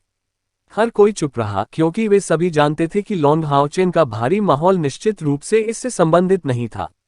उनके शांत व्यक्तित्व को देखते हुए उनके साथ एक बड़ी दुर्घटना होनी ही थी, वह ऐसी असहज भावनाएं दिखाएगा। उनके घबराए हुए रूप को देखकर लॉन्ग हाओचेन की अभिव्यक्ति बहुत हल्की हो गई, जिसके बारे में बोलते हुए, मुझे नहीं पता कि यह मामला हमसे संबंधित है या नहीं, यह अच्छी बात है। बाहर से देखने पर यह एक अच्छी बात होनी चाहिए, लेकिन मुझे चिंता है कि हमारी वजह से एक्सोर्सिस्ट माउंटेन पास को विपत्ति का सामना करना पड़ेगा। जब मैं वीर हत्यारे वरिष्ठ शिंग यू से मिला तो उसने कहा कि वह सिर्फ मुझे ढूंढ रहा था क्योंकि उसे मेरे नाम पर एक पत्र मिला था। प्रेषक ने नायक हत्यारे शिंग यू को यह भी बताया कि वह निश्चित रूप से अगले कुछ दिनों में एक्सोर्सिस्ट माउंटेन पास पहुंच जाएगा और यह पत्र मुझे दिया जाना चाहिए क्योंकि यह जीवन और मृत्यु का मामला है। ये सुनकर सिमा जियान ये पूछने की इच्छा को रोक नहीं सकी, बॉस, उस पत्र में क्या लिखा था? लॉन्ग हाओचेन ने उत्तर दिया, पत्र की सामग्री बहुत सरल थी कि उसे यूए चैम्बर ऑफ कॉमर्स की यात्रा करनी चाहिए, और इस यात्रा के कारण मुझे अपेक्षा से थोड़ा अधिक समय लग गया। लेकिन जो जानकारी मुझे प्राप्त हुई वह वास्तव में हमारे जीवन और मृत्यु के मामले से संबंधित महत्वपूर्ण समाचार थी। सभी की अभिव्यक्ति तुरंत अधिक गंभीर हो गई। लॉन्ग हाओचेन ने जो कहा उसके आधार पर यह जानकारी उनके लिए वास्तव में महत्वपूर्ण थी। अध्याय 595 लंबी हाओचेन पसंद। लॉन्ग हाओचेन ने बताया, जानकारी यूए से मिली है। जब हम मैरियर बीस्ट माउंटेन पास पर थे तब वह यूए चैम्बर ऑफ कॉमर्स से मेरी स्थिति के बारे में जानने के लिए आई थी। थोड़े समय बाद उसे अचानक मून डेमन गॉड अगारेस द्वारा बुलाया गया, जो चाहता था कि वह हमारे स्थान की खोज के लिए यूए चैम्बर ऑफ कॉमर्स से अपने सूचना नेटवर्क का उपयोग करे। उसने उसे ये भी बताया कि मेरी हत्या करने के लिए स्टार दानव भगवान वासगो पवित्र युद्ध की शुरुआत से पहले भाग्य विरोधी भविष्यवाणी कर रहा था। उस भविष्यवाणी में कहा गया था कि हम उस समय के आसपास एक्सोर्सिस्ट माउंटेन पास की ओर बढ़ेंगे, लेकिन कोई सटीक समय की जानकारी नहीं है। अब दानव देवता सम्राट फेंसियो और चंद्रमा दानव देवता अगारेस के पास पहले से ही मोडू राजधानी में सभी दानव सेनाएं हैं। साथ ही घायल स्टार दानव देवता वासगो मेरी हत्या करने के लिए एक अपरिहार्य नेटवर्क स्थापित करने के लिए एक्सोर्सिस्ट माउंटेन पास की ओर बढ़ रहे हैं। आशा की मंद किरण के सदस्य लगभग एक साथ हौंफने लगे। वे भयभीत नहीं थे बल्कि चकित थे, पुनर्तः चकित। पवित्र युद्ध की शुरुआत से लेकर अब तक पूरे 2 साल बीत चुके थे, लेकिन शुरू से अंत तक दानव देवता सम्राट और उनके शैतान ड्रैगन, चंद्रमा दानव देवता, तारा दानव देवता और उनके कई कुलों को अभी भी पवित्र युद्ध में भाग लेना था। लेकिन इसी क्षण लॉन्ग हाओचेन अचानक उन्हें बता रहे थे कि दानव देवता सम्राट पहले ही व्यक्तिगत रूप से चले गए थे और वह सभी अभिजात वर्ग को अपने साथ ला रहे थे। राजधानी मोडू के मोडू कैपिटल में दानव देवताओं की संख्या कम से कम 10 थी, और दानव देवता सम्राट के नेतृत्व में साथ ही शैतान ड्रैगन कबीले और चंद्रमा कबीले के उन ताकतवर लोगों के लिए ये भयानक शक्ति अकेले ही सभी ताकतों को तुरंत खत्म करने के लिए पर्याप्त होगी। पर्वतीय दर्रा ओझा। अग्रिम पंक्ति में पहले से ही व्यवस्थित महत्वपूर्ण सैनिकों को छोड़कर अकेले दानव देवता सम्राट का आगमन एक्सोर्सिस्ट माउंटेन पास की सुरक्षा को कुचलने के लिए पर्याप्त था। हालांकि ये सेनाएं सीधे तौर पर एक्सोर्सिस्ट माउंटेन पास के खिलाफ नहीं थीं, लेकिन उनके खिलाफ विशेष रूप से व्यवस्था की गई थी। दानव देवता सम्राट की नज़र में लॉन्ग हाओचेन के उच्च मूल्य की अच्छी तरह से कल्पना की जा सकती है। अपना सिर उठाकर दूर की ओर देखते हुए लॉन्ग हाओचेन की आंखें विशेष भावनाओं से भर गईं। उसने केवल यूए का पत्र देखा था, और यद्यपि ये केवल पत्र थे, लॉन्ग हाओचेन को चिंता और अधीरता की गहरी भावना महसूस हुई जो उसे पत्र लिखते समय हुई थी। अंततः समय पर यह पत्र उनके हाथ आ गया। अगर मैं एक्सोर्सिस्ट माउंटेन पास की यात्रा नहीं करता तो शायद मैं वास्तव में शैतानों के अपरिहार्य जाल में फंस जाता। हमें क्या करना चाहिए मुखिया जी? लिन शिन ने पूछा। लॉन्ग हाओचेन ने गहरी सांस ली, घबराओ मत। मैं यहाँ रास्ते भर इस पर काफी विचार करता रहा हूँ। दानव देवता सम्राट की दुर्जय ताकत ऐसी चीज नहीं है जिसका हम विरोध कर सके, और यही बात एक्सोर्सिस्ट माउंटेन पास के लिए भी लागू होती है। लेकिन ऐसा नहीं है कि हम पूरी तरह नुकसान में हैं। चूंकि हालात यहां तक पहुंच गए हैं, भले ही हम तुरंत गठबंधन से सुदृढ़ीकरण की मांग करें, वे निश्चित रूप से इसे समय पर पूरा नहीं करेंगे। दानव देवता सम्राट और दानव देवता अगारेस, दानव देवताओं और शैतान ड्रैगन कबीले दोनों शक्तियों का नेतृत्व करते हुए कम से कम 6 दिन पहले ही प्रस्थान कर चुके हैं। मोडू कैपिटल यहाँ से बहुत दूर हो सकता है, लेकिन उनकी खेती को देखते हुए उन्हें पहुंचने में अधिकतम 2 या 3 दिन लगेंगे। यूए का समाचार अंश हमारे लिए अत्यंत महत्वपूर्ण है। उन्होंने हमसे कहा कि सबसे अच्छा तरीका ये होगा कि हम तुरंत यहाँ से बहुत दूर चले जाएं। पवित्र युद्ध के वर्तमान चरण से दानव देवता सम्राट की निरंतर निष्क्रियता के पीछे निश्चित रूप से एक कारण है। ऐसा लगता है कि उसके मन में कुछ संयमित भय है, या वह मानवता को मिटाना नहीं चाहता। यदि उसे युद्ध के मैदान में शामिल किया जाता है तो गठबंधन के पास निश्चित रूप से उसके खिलाफ कुछ तरीका होगा। केवल मुझे पकड़ने में असफल होने के कारण एक्सोर्सिस्ट माउंटेन पास संभवतः दानव देवता सम्राट के क्रोध का लक्ष्य बन जाएगा। फिर भी ये भी संभव है कि दानव देव सम्राट बस चला जाएगा। लेकिन यांग वेंझाओ और डुआन यी का क्या होगा? चेन यंग र तुरंत चिंतित हो गए। यदि वे तुरंत पीछे हट जाते, जैसा कि लॉन्ग हाओचेन ने कहा था, तो यांग वेंझाओ और डुआन यी के पास बचने का शायद कोई और मौका नहीं होगा। यदि दानव देव सम्राट एक्सोर्सिस्ट माउंटेन पास के बाहर आता है तो भियोजा माउंटेन पास के साथ लेन देन की आशा अधिक से अधिक खत्म हो जाएगी। लॉन्ग हाओचेन ने जवाब दिया, यंग र चिंता मत करो, अंत तक मेरी बात सुनो। स्टार दानव भगवान वासगो वास्तव में शक्तिशाली है, जिसने वास्तव में महान भविष्यवाणी तकनीक के माध्यम से यहाँ हमारे आगमन की भविष्यवाणी की है। इसके अलावा यूए की जानकारी के आधार पर वासगो ने दानव देवता सम्राट से यहाँ तक कहा कि जब तक वे हमें खत्म नहीं कर देते, हम निश्चित रूप से दानव देवता सम्राट के सबसे बड़े दुश्मन बन जाएंगे और संभवतः राक्षसों के शासन को भी बदल देंगे। चूंकि दानव देवता सम्राट हमें इतना महत्वपूर्ण मानते हैं, तो हम उनकी उम्मीदों पर खरे उतरने में असफल क्यों होंगे? लेकिन उन्हीं कारणों से मेरी अगली समीक्षा हमारी सुरक्षा को सर्वोच्च प्राथमिकता देगी। चेन यंग र ने उत्तर दिया, बॉस, क्या ऐसा हो सकता है कि हमारे पास तुरंत खाली करने के अलावा कोई दूसरा रास्ता नहीं है? क्या आपने कहा था कि हमारे पास अधिकतम 2 या 3 दिन बचे होंगे? जरूरी नहीं कि वह दानव देवता उससे पहले प्रकट भी हो सके। हम क्या करेंगे? वेंझाओ के बारे में वांग युवान ने चेन यंग र को अपनी बाहों में ले लिया और कहा, आप चिंता से अंधे हो रहे हैं। यदि कैप्टन के पास कोई समाधान नहीं है तो वह हमें इतना नहीं बताते, बल्कि तुरंत हमें खाली करने का आदेश दे देते। और आप जानते हैं, यांग वेंझाओ आपको प्रदान किया गया है, लेकिन कैप्टन की सुरक्षा पूरे गठबंधन से संबंधित है। तो यंग एर, तुम्हें अभी शांत हो जाना चाहिए। शांत होने के बाद चेन यंग एर ने लॉन्ग हाओचेन को उत्सुकता से देखा। उसकी बड़ी बड़ी आंखों से आंसू टपक रहे थे। उसने गहरी सांस ली, फिर बोली, चीफ, आपको असहज महसूस करने की जरूरत नहीं है। अगर यह वास्तव में काम नहीं करता है तो चलो चले जाएं। जब चेन यंग र ने ये शब्द कहे तो चेन यंग र को वास्तव में पूरी तरह से ताकत खत्म होने का एहसास हुआ। उसका पूरा शरीर वांग युवान के खिलाफ झुक गया और उसका सिर नीचे झुक गया। वे एक टीम थे, एक दानव शिकार दस्ता। वांग युवान द्वारा चेतावनी दिए जाने के बाद चेन यंग र अंदर से बेहद अस्वस्थ महसूस करने के बावजूद कुछ हद तक शांत हो गई, और उसे इस बात की गहरी समझ हो गई कि यांग वेंझाओ और डुआन यी को बचाने का उनके लिए क्या मतलब होगा। 3 दिन बीतने से पहले दानव देवता सम्राट आने वाला था, और उसकी भयानक ताकत को देखते हुए उनके पास उसकी कार्रवाई की सीमा में प्रवेश करके उसकी मानसिक परीक्षा से बचने का जरा भी मौका नहीं था। लेकिन यांग वेंझाओ और डुआन यी को बचाने के लिए समय की आवश्यकता थी। क्या सचमुच मेरे पास वह समय होगा? लॉन्ग हाओचेन ने गंभीरता से घोषणा की, यंग र, शांत रहो, मैं निश्चित रूप से हार नहीं मानूंगा। अब हमें यांग वेंझाओ और डुआन यी को बचाने की व्यवहार्यता का विश्लेषण करना होगा। इस बिंदु पर पहुंचकर लॉन्ग हाओचेन ने एक बार फिर नक्शा खोला। यही वह जगह है जहां हम हैं। कैयर पहले से ही दानव देवता के निशान खोज रहा है। कमांडर डेमन आई के साथ मुझे लगता है कि उसके पास अधिकतम 1 दिन में रिपोर्ट करने के लिए कुछ समाचार होंगे। दानव देव सम्राट के सामने हम जरा भी नहीं टिकेंगे सर, लेकिन इसका मतलब यह नहीं है कि हमें थोड़ा सा भी फायदा है।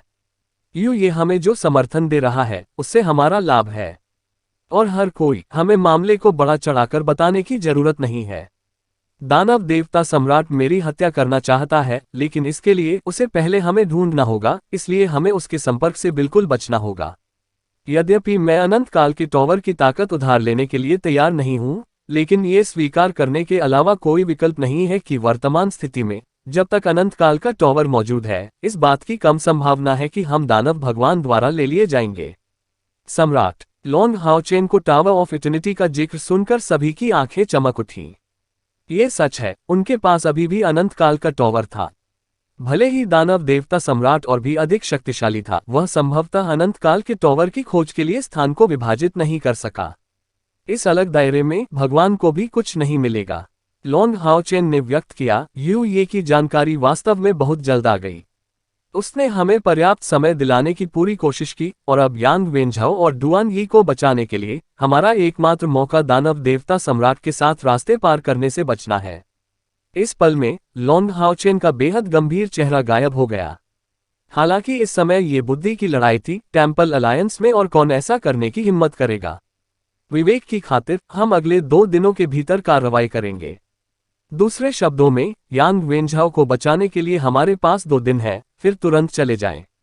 दानव देव सम्राट शायद हमें उस तरह न पाए। इस बिंदु पर उन्होंने चेन यंग र की ओर अपनी निगाहें घुमाई और दृढ़ता से निम्नलिखित शब्द कहे, लेकिन यंग र, चाहे हम कुछ भी करें, हमें सबसे खराब परिणाम पर विचार करना होगा। यदि इस बार कैयर को उन राक्षस देवताओं के निशान नहीं मिले तो हमारे पास कोई अन्य विकल्प नहीं होगा, समझे। अब अपने आंसुओं को नियंत्रित करने में असमर्थ, जो उसके गालों से बह रहे थे, चेन यंग र लॉन्ग हाओचेन की कमर के सामने फूट फूट कर रोने लगी। धन्यवाद, धन्यवाद प्रमुख, धन्यवाद। पवित्र आत्मा लड़की के रूप में पौराणिक जानवरों द्वारा चुनी गई, उसकी बुद्धिमत्ता और बुद्धि अपने साथियों से कम नहीं थी। वह स्पष्ट रूप से जानती थी कि लॉन्ग हाओचेन का नवीनतम निर्णय भी एक बड़े खतरे से भरा था। वे दानव देवता सम्राट के खिलाफ समय के लिए लड़ रहे थे। क्या कोई सामान्य व्यक्ति ऐसा साहस करेगा? एक अन्य दानव हंट स्क्वाड कप्तान ने बहुत पहले ये समाचार प्राप्त करने के बाद बदलाव करना चुना होगा। आखिरकार यांग वेंझाओ और डुआन यी अपने दानव शिकार दस्ते के लिए अजनबी थे। लॉन्ग हाओचेन ने चेन यंग र की पीठ हल्के से थपथपाए और उसकी ओर देखकर मुस्कुराते हुए कहा, यह मत भूलो कि मैं भी एक सज्जन व्यक्ति हूँ। यांग वेंझाओ और डुआन यी हमारे नाइट टेम्पल की दुर्लभ प्रतिभाएं हैं। उन्हें बचाना मूल रूप से मेरी अथाह जिम्मेदारी है। हान यू ने प्रतिक्रिया व्यक्त की, कप्तान, हाँ, हम यांग वेंझाओ और डुआन यी को बचाने में कामयाब रहे, हमारी भविष्य की कार्रवाई क्या होगी? लॉन्ग हाओचेन ने बिना किसी हिचकिचाहट के उत्तर दिया, राक्षस क्षेत्र में गहराई तक प्रवेश करें। अरे, ये सुनकर उन सभी को बड़ा आश्चर्य हुआ। दानव देवता सम्राट उसका सुराग ढूंढने के लिए हर संभव प्रयास कर रहा था, और उसने अभी भी दानव क्षेत्र में गहराई तक प्रवेश करने के अपने इरादे की घोषणा करने में संकोच नहीं किया था। लॉन्ग हाओचेन ने सिर हिलाया, चूंकि दानव देवता सम्राट कई दानव देवताओं को अग्रिम पंक्ति में ला रहे हैं, दानव क्षेत्र निश्चित रूप से बेहद खाली होगा। इन सीमावर्ती इलाकों में हम अपनी पूरी शक्ति का प्रदर्शन करने में बिल्कुल असमर्थ हैं। दानव देवता सम्राट को हर रक्षात्मक किले पर अपना क्रोध निकालने से रोकने की खातिर मैं हाओयू को यहां दानव देवता के स्तंभों को नष्ट करने नहीं दे सकता। लेकिन राक्षस क्षेत्र में हमें अब ये चिंताएं नहीं होंगी। दानव देव सम्राट को भी नहीं पता होगा कि हम कहां जा रहे हैं। ये हमें वहां नहीं ढूंढ पाएगा, क्योंकि यह या तो यही रहेगा या हमें ढूंढता रहेगा। इस बार हमें जितनी जल्दी हो सके राक्षस क्षेत्र के लिए निकल जाना चाहिए, और शायद हमें बहुत लाभ मिलेगा। इसलिए चाहे हम यांग वेंझाओ और डुआन यी को बचाने में कामयाब हो या नहीं, हमारा अगला कदम राक्षस क्षेत्र की ओर बढ़ना होगा। इस सीमा क्षेत्र में रहकर हम हर रक्षात्मक ताकतवर को परेशान ही करेंगे। हॉन यू लौट आया, लेकिन एलायंस के अंदर छिपने के बारे में क्या? लॉन्ग हाओचेन ने जवाब में आह भरी, ये बहुत अच्छा होगा अगर हम ऐसा कर सकें। लेकिन चूंकि दानव देवता सम्राट ने इसे एक अपरिहार्य नेटवर्क कहने का साहस किया, इसलिए सीमा क्षेत्र में काफी जासूस भेजे जाने चाहिए, क्योंकि दानव शिविर से ये हमारी मदद कर रहे हैं। चूंकि दानव देव सम्राट राक्षसों का स्वामी है, इसलिए सभी राक्षसों की बुद्धि उसकी मुट्ठी में होनी चाहिए। मुझे यह न बताएं कि आपको क्या लगता है कि गठबंधन में हम निश्चित रूप से उनकी पकड़ से बाहर हो जाएंगे। इसलिए हम केवल राक्षसों के क्षेत्र में गहराई तक जा सकते हैं, ताकि वह हमसे प्राप्त होने वाली सारी खुफिया जानकारी खो सके। इसके विपरीत, यदि हम गठबंधन से पीछे हटते हैं, तो संभवतः वह अपने साथ लाए गए बड़ी संख्या में राक्षस देवताओं द्वारा हमें निशाना बनाया जाएगा, जो हमें आगे बढ़ाने के लिए गठबंधन में प्रवेश करने के लिए मजबूर करेंगे। उस समय लोग भयानक परिस्थितियों में होंगे। राक्षस क्षेत्र में प्रवेश करके हम मृत्यु के बीच जीवित रहने का रास्ता खोज सकते हैं। हमें न केवल दानव क्षेत्र में गहराई तक प्रवेश करना चाहिए, बल्कि दानव देवता सम्राट को भी इसके बारे में बताना चाहिए। इस तरह हम राक्षसों को दूर रखेंगे और वह गठबंधन को बहुत अधिक नुकसान नहीं उठाने देंगे।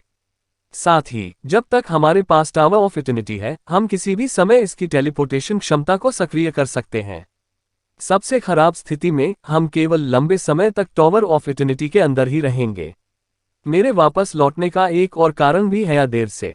ऐसा इसलिए है क्योंकि मैंने वीर वरिष्ठ शेंग यू से हमें बड़ी मात्रा में भोजन उपलब्ध कराने के लिए कहा था, जो सभी अनंत मेलोडी के माध्यम से संग्रहित थे। ये हमारे लिए पर्याप्त होगा, भले ही हमें 1.5 साल तक टावर ऑफ इटर्निटी के अंदर रहना पड़े। उनका स्पष्टीकरण सुनकर सभी को सुकून मिला। लॉन्ग हाओचेन की योजना बेहद खतरनाक लग रही थी, लेकिन टावर ऑफ इटर्निटी के समर्थन के साथ उन्हें किसी भी वास्तविक खतरे से लगभग मुक्त होने के लिए दानव देवता सम्राट से सीधे मिलने से बचना था। झांग फैंग ने प्रतिक्रिया व्यक्त की, हाओचेन, 2 समस्याएं हैं जिनके बारे में मैं अभी सोच सकता हूं। सबसे पहले, क्या होगा यदि दानव देवता सम्राट हमारे जाने के तुरंत बाद ओझा पर्वत दर्रे पर हमला कर दे। दूसरी समस्या उस जानकारी की विश्वसनीयता है जो ये ने हमें दी। एक्सोर्सिस्ट माउंटेन पास पर दानव देवता सम्राट का हमला कुछ ऐसा नहीं है जिसे हम रोक सकते हैं। लेकिन अगर इसके अलावा ये की जानकारी झूठी है तो हम बड़े खतरे में पड़ जाएंगे। शायद हम वास्तव में इस तरह दानव देवता सम्राट के जाल में फंस जाते हैं। लॉन्ग हाओचेन थोड़ा चौंका, उसे तुरंत ठंड महसूस हुई। सत्य, उनकी योजनाएं ये की बुद्धिमत्ता की पूर्ण सटीकता पर आधारित थीं। यदि ये की बुद्धिमत्ता में कोई समस्या होती तो उनकी सारी योजनाएं बर्बाद हो जाती और संभवतः दानव देव सम्राट की नाक के बल पर उनका नेतृत्व किया जा सकता था। ठीक इसी समय पास में मौजूद लिन शिन्हा से, कैप्टन झांग, आप बहुत ज्यादा सोच रहे हैं। चूंकि वे राक्षस क्षेत्र में तियान किंग की गलती के कारण हताश उपायों का सामना कर रहे थे, जब अन्य लोगों ने लॉन्ग हाओचेन के निर्णयों में हस्तक्षेप किया तो लिन शिन को पीछे हटना मुश्किल हो गया। यही बात तब भी लागू होती है जब झांग फैंग वांग युवान का प्रेमी था। झांग फैंग ने उत्तर दिया, ये सिर्फ मेरा व्यक्तिगत विचार है। निस्संदेह मैं ये के साथ उनके सहयोग की डिग्री को ठीक से नहीं समझ पा रहा हूं। मुझे लगता है कि अगर इस क्षेत्र में कोई समस्या बढ़ती है तो हम बहुत खतरे में हैं। अध्याय 596 देव दानव ड्रैगन सवार एस्मोडियस भाग 1। झांग फैंग के सवाल का सामना करते हुए लिन शिन ने एक शांत मुस्कान दिखाए, इन 2 समस्याओं को कोई समस्या नहीं होनी चाहिए। एक्सोर्सिस्ट माउंटेन के दर्रे की तरफ वरिष्ठ शेंग यू को सूचित करने के अलावा हम कुछ भी नहीं कर सकते हैं, लेकिन मुझे लगता है कि बॉस ने पहले ही ऐसा कर दिया है और दानव देवता सम्राट हमें निशाना बना रहा है। और जैसा कि प्रमुख ने कहा, अगर हम उसे बताएं कि हम दानव क्षेत्र की गहराई में हैं, तो वह निश्चित रूप से हमारा पीछा करेगा और एक्सोर्सिस्ट माउंटेन पास अब ऐसे खतरे में नहीं होगा। मेरा अनुमान है कि ओझा पर्वत दर्रे पर दानव देवता सम्राट द्वारा हमला किए जाने की संभावना 1/3 से भी कम होगी। जबकि दूसरी समस्या के लिए मुझे लगता है कि यह और भी अधिक अप्रासंगिक है। सबसे पहले, ये के साथ हमारा सहयोग सिर्फ 1 या 2 का मामला नहीं है। बात जब हम बाओ के समूह से घिरे हुए थे तो उसने पहल करके हमें उसे बंधक बनाने का संकेत दिया, जिससे हमें भागने का मौका मिल गया। ये देखते हुए कि कैसे उसके मंगेतर बाओ मुख्य और उप कप्तान को लेने के लिए उसकी बलि चढ़ाना चाहते थे, मैं बाओ से नफरत कैसे नहीं कर सकता। उनकी सगाई भी टूट गई थी, इसलिए मुझे लगता है कि ये की जानकारी को लेकर कोई समस्या उत्पन्न होने की संभावना बहुत कम है। इसके अलावा, क्या आपने सोचा है कि यदि ये की जानकारी झूठी थी तो उसने हमें महान भविष्यवाणी तकनीक का उपयोग करके स्टार दानव भगवान के मामले के बारे में क्यों बताया होगा? झांग फैंग ने जवाब दिया, ये कहना मुश्किल है। आखिरकार उसे सूचित किया जाना चाहिए था कि हमने ये चैम्बर ऑफ कॉमर्स से यांग वेंझाओ और डुआन ई के बारे में जानकारी खोजने में मदद करने के लिए कहा था। लिन शिन ने व्यक्त किया, ठीक है, तो मान ले कि उनकी जानकारी झूठी थी। दानव देवता सम्राट ये भविष्यवाणी कैसे कर सकते हैं कि यह जानकारी प्राप्त करने के बाद हम गठबंधन में भागने के बजाय दानव क्षेत्र में जाना चुनेंगे? तर्कसंगत रूप से सोचने पर दानव देवता सम्राट को संभवतः यह अनुमान लगाने में सक्षम नहीं होना चाहिए था कि हम ऐसा बच निकलने का रास्ता चुनेंगे। इसलिए मुझे पूरा यकीन है कि ये की जानकारी वास्तविक है। लिन शिन के विश्लेषण को सुनने के बाद झांग फैंग ने थोड़ा सिर हिलाया, आप जो कहते हैं वह समझ में आता है। वे केवल मेरे प्रति निराधार भय हो सकते हैं। लॉन्ग हाओचेन ने मुस्कुराहट दिखाई, चूंकि यह समूह के संपूर्ण अस्तित्व से संबंधित है, आइए थोड़ा और सावधान रहें। अपनी गतिविधियों को छिपाना चाहने वाले दानव देवताओं के लिए यह इतना आसान नहीं होगा, खासकर अब जब सभी दानव देवता हर समय अपने दानव देवता स्तंभ अपने साथ रखते हैं। समय आने पर मैं ऐसी चीज को दूर से ही एक नजर से पहचान लूंगा। यदि कोई राक्षस देवता नहीं आता है तो इसका वास्तव में मतलब होगा कि ये की जानकारी में कोई समस्या थी।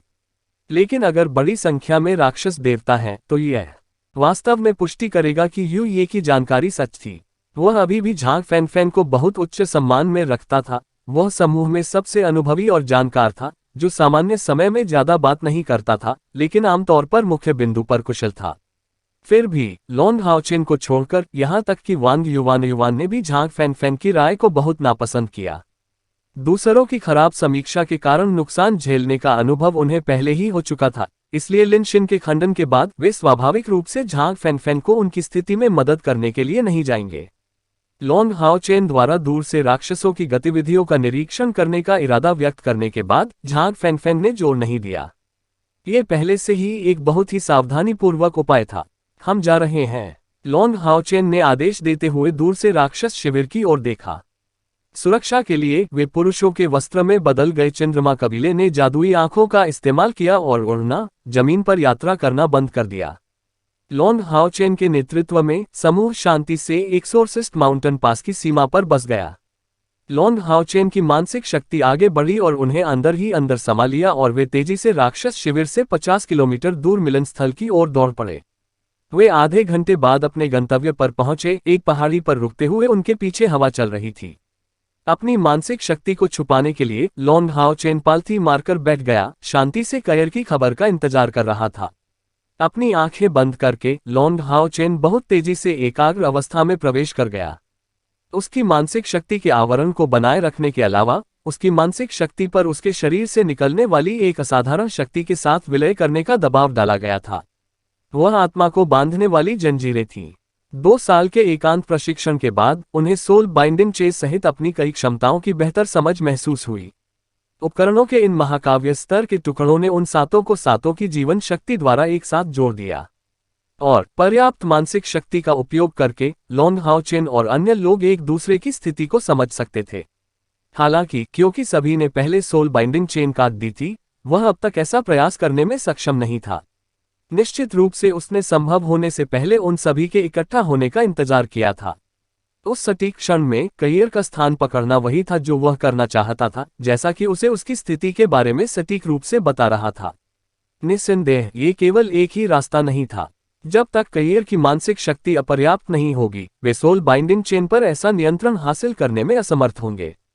थोड़ी देर बाद लॉन्ग हाओचेन करियर की वर्तमान स्थिति को समझने में कामयाब रहे। वह बेहद तेज गति से आगे बढ़ रही थी क्योंकि लॉन्ग हाओचेन उसकी सटीक स्थिति को समझने में असमर्थ थी। सोल बाइंडिंग चेन के माध्यम से उसका कनेक्शन जल्दी से टूट गया, इसलिए वह उसके स्थान को समझ सकती थी और फिर कनेक्शन टूट गया। आखिरकार बहुत लंबे समय तक संबंध बनाए रखने से लॉन्ग हाओचेन की मानसिक शक्ति बहुत अधिक खत्म हो जाएगी। यंग एट चिंतित मत होइए। करियर अपने पास मौजूद हर चीज से उस राक्षस देवता के निशान खोज रही है। आत्मा को बांधने वाली जंजीरों के माध्यम से, जैसा कि अपेक्षित था, मैं उसकी स्थिति को समझ सकता हूं।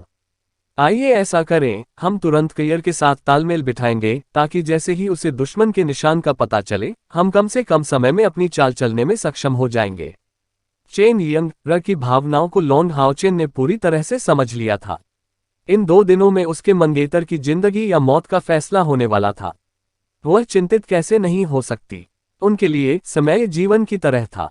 जितनी जल्दी वे यांग वेंझाओ को बचा सकेंगे, उतनी ही तेजी से वे राक्षस क्षेत्र की गहराई में जाने में सक्षम होंगे। चेन यंग र ने अपने होंठ काटे। बॉस, कृपया मेरी वजह से चीजों को अजीब न होने दें। हम वेंझाओ की वजह से अपनी टीम को खतरे में नहीं डाल सकते और मुझे लगता है कि वह भी ऐसी स्थिति देखने के लिए बिल्कुल तैयार नहीं होंगे। यदि हम ऐसा नहीं करते हैं तो हम बस चले जाएंगे।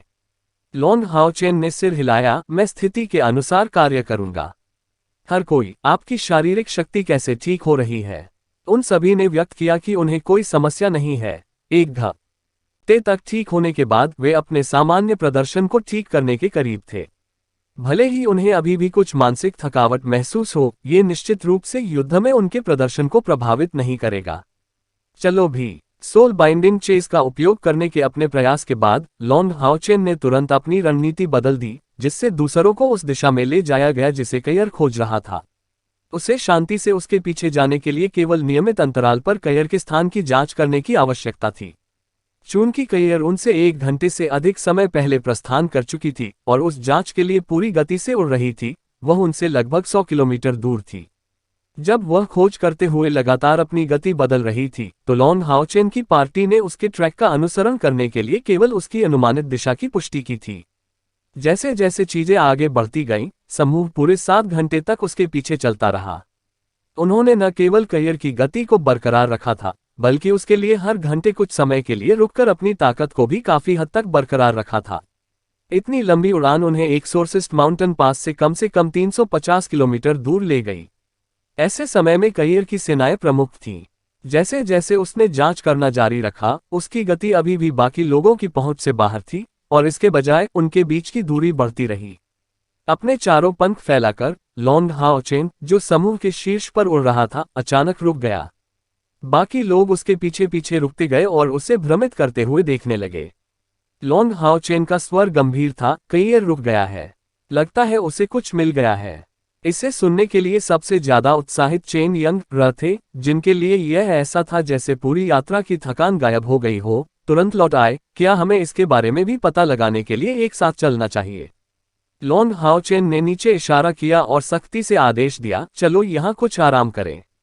यंगर, आपको बिल्कुल शांत रहना होगा और कार्रवाई में जल्दबाजी नहीं करनी होगी, अन्यथा हम न केवल बचाव करने में असमर्थ होंगे बल्कि विपरीत परिणाम भी प्राप्त करेंगे। आराम और तैयारी का समय लें।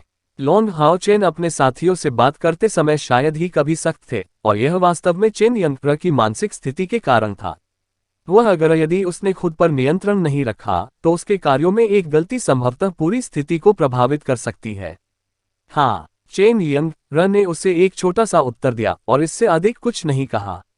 वे सभी जमीन पर उतरे और छिपने के लिए एक छिपी हुई जगह ढूंढी, तुरंत पालथी मारकर बैठ गए और ध्यान करना शुरू कर दिया और अपनी शारीरिक शक्ति को पुनः प्राप्त कर लिया।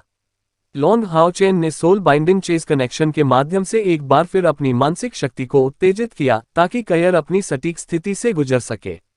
एक बार फिर प्रस्थान करने से पहले कैयर एक स्थान पर काफी देर तक, लगभग पौन घंटे तक रुका था। उसकी गति तेजी से बढ़ गई और वह लॉन हाओचेन के समूह के स्थान की ओर तेजी से दौड़ने लगा। वर्तमान समय में कैयर उनसे लगभग 150 किलोमीटर दूर था। पूरी गति से भी उसे वापस आने में लगभग 1 घंटे का समय लगा। लॉन हाओचेन ने आध्यात्मिक ऊर्जा की अपनी पिछली खपत की आपूर्ति के लिए बाहरी प्रकाश सार को अवशोषित करने पर अपनी आंतरिक ऊर्जा को केंद्रित करते हुए मानसिक संबंध तोड़ दिया। वह लगभग निश्चित था कि कैयर ने अवश्य ही कोई खोज की होगी। टीम के दिल के रूप में उन्हें अपनी स्थिति को शिखर पर बहाल करना था। उन्होंने दूसरों को अपना दृढ़ संकल्प व्यक्त नहीं किया क्योंकि उन्हें शांतिपूर्वक अपनी आध्यात्मिक ऊर्जा को पुनः प्राप्त करने पर ध्यान केंद्रित करने की आवश्यकता थी। जैसा कि अपेक्षित था, 1 घंटा बीतने से पहले कैयर उड़ान भरने के लिए उनके करीब आ रहा था। समूह के सामने निश्चलता से पहुंचकर उसने पूरे कृषक समूह को जगा दिया। इस समय कैयर पीला दिख रहा था। खोज और शोध में बिताए गए 8 घंटे से अधिक का समय उसके लिए बहुत उपयोगी साबित हुआ। लॉन हाओचेन ऊपर तैरने लगा और उसने अपने मुंह में एक सुपर स्पिरिट रिकवरी पिल रख ली और अपना दाहिना हाथ अपनी पीठ पर दबाकर उसमें अपनी शुद्ध प्रकाश तत्व आध्यात्मिक ऊर्जा डाल दी। कैयर की आध्यात्मिक ऊर्जा एक बहुत ही विशेष प्रकार की विस्फोटक शक्ति से भरपूर थी। इसे वध का गुण कहा जा सकता है, जो पूरी तरह से मृत्यु के देवता से विरासत में मिला है। इसकी आध्यात्मिक ऊर्जा अन्य आध्यात्मिक ऊर्जा को अस्वीकार नहीं करती थी, जिसका अर्थ था कि किसी भी मौलिक सार को इसके द्वारा अवशोषित करके शक्ति में बदला जा सकता था। लॉन हाओचेन की मदद लेने के बाद कैयर की आभा धीरे धीरे शांत हो गई।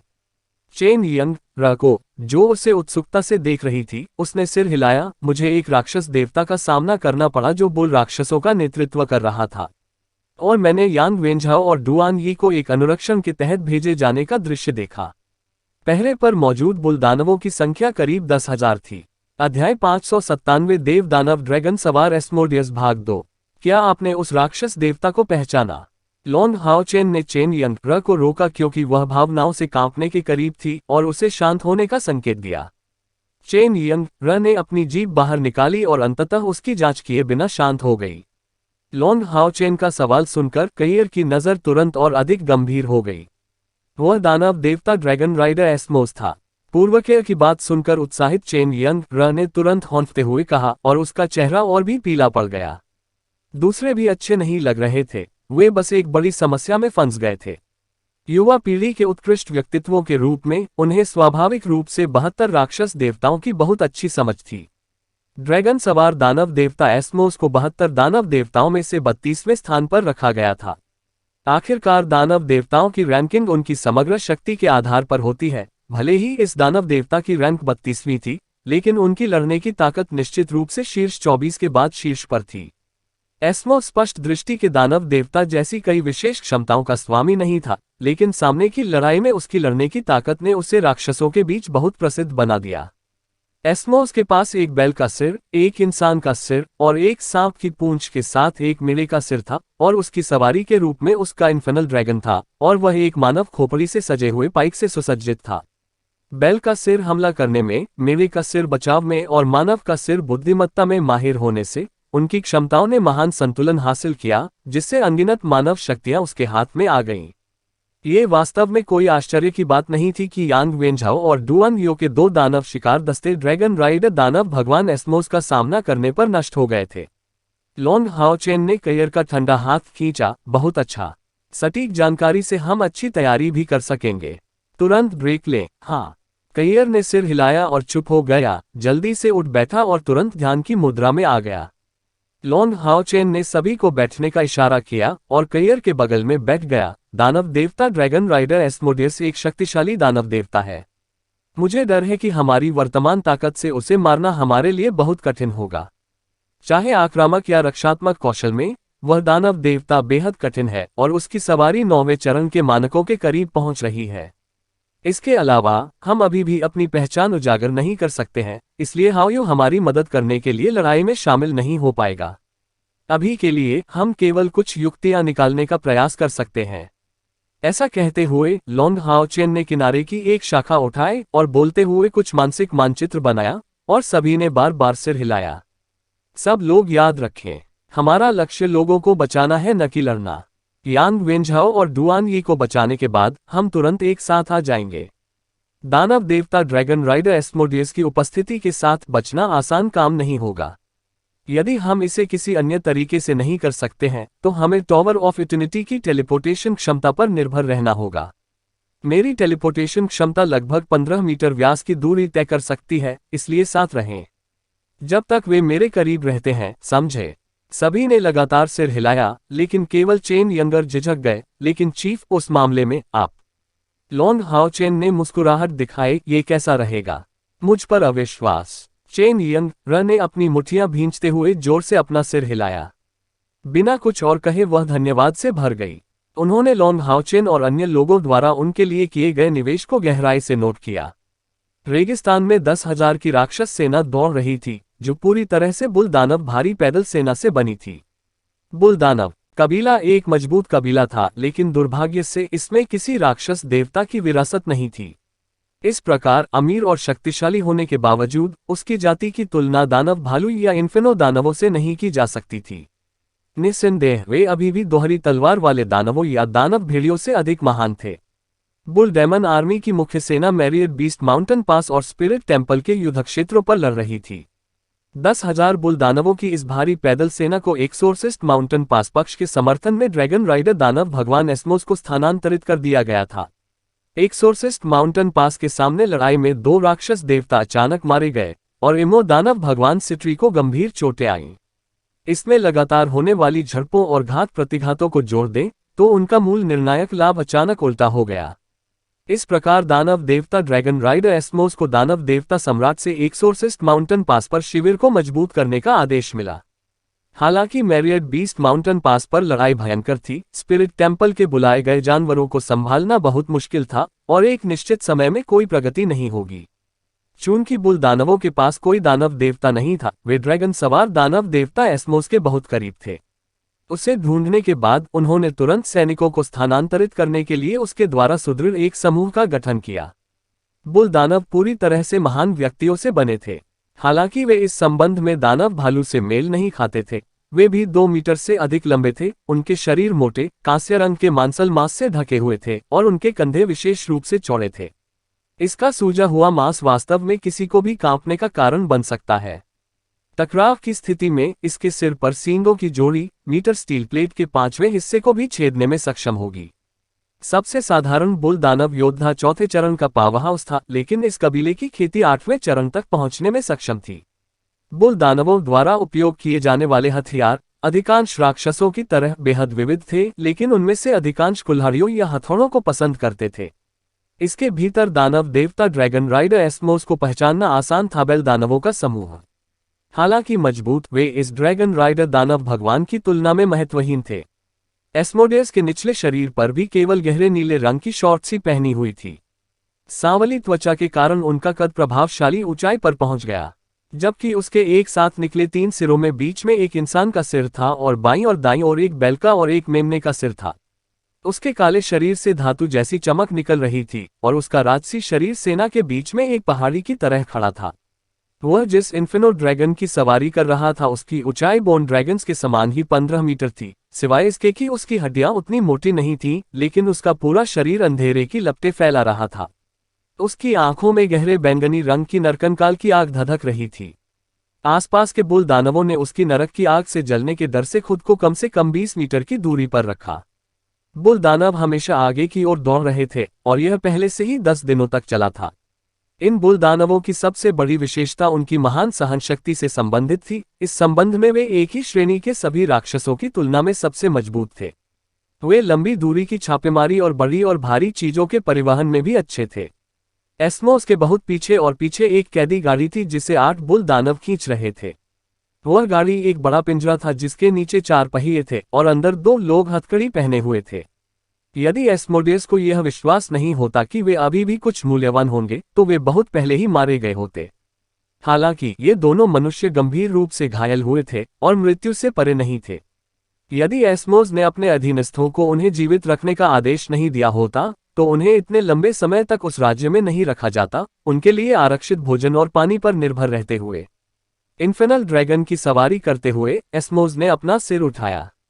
इसके 3 सिरों में 3 अलग अलग सर्किट थे और केवल एक सामान्य शरीर साझा करते थे। बैल के मुखिया ने काफी अधीरता से कहा, यह सचमुच बहुत धीमी है।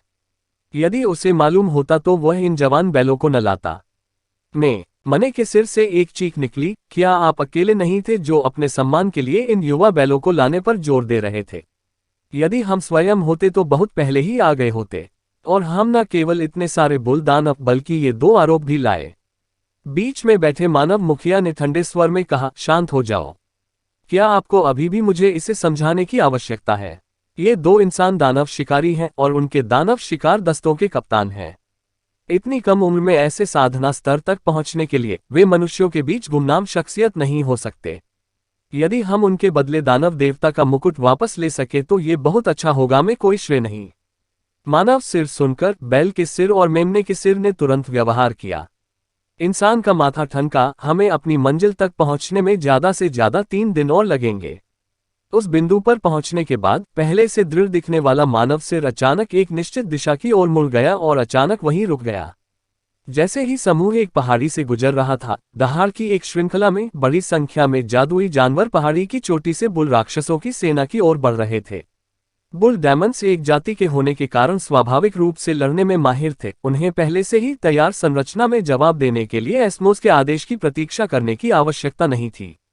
ढलान से नीचे आने वाले जादुई जानवर वास्तव में असंख्य थे और हालांकि ढेर में कुछ कमजोर थे, भारी बहुमत कम से कम 4थे चरण तक पहुंच गया। कुछ विशेष रूप से मजबूत 8वें या 9वें चरण तक पहुंच गए।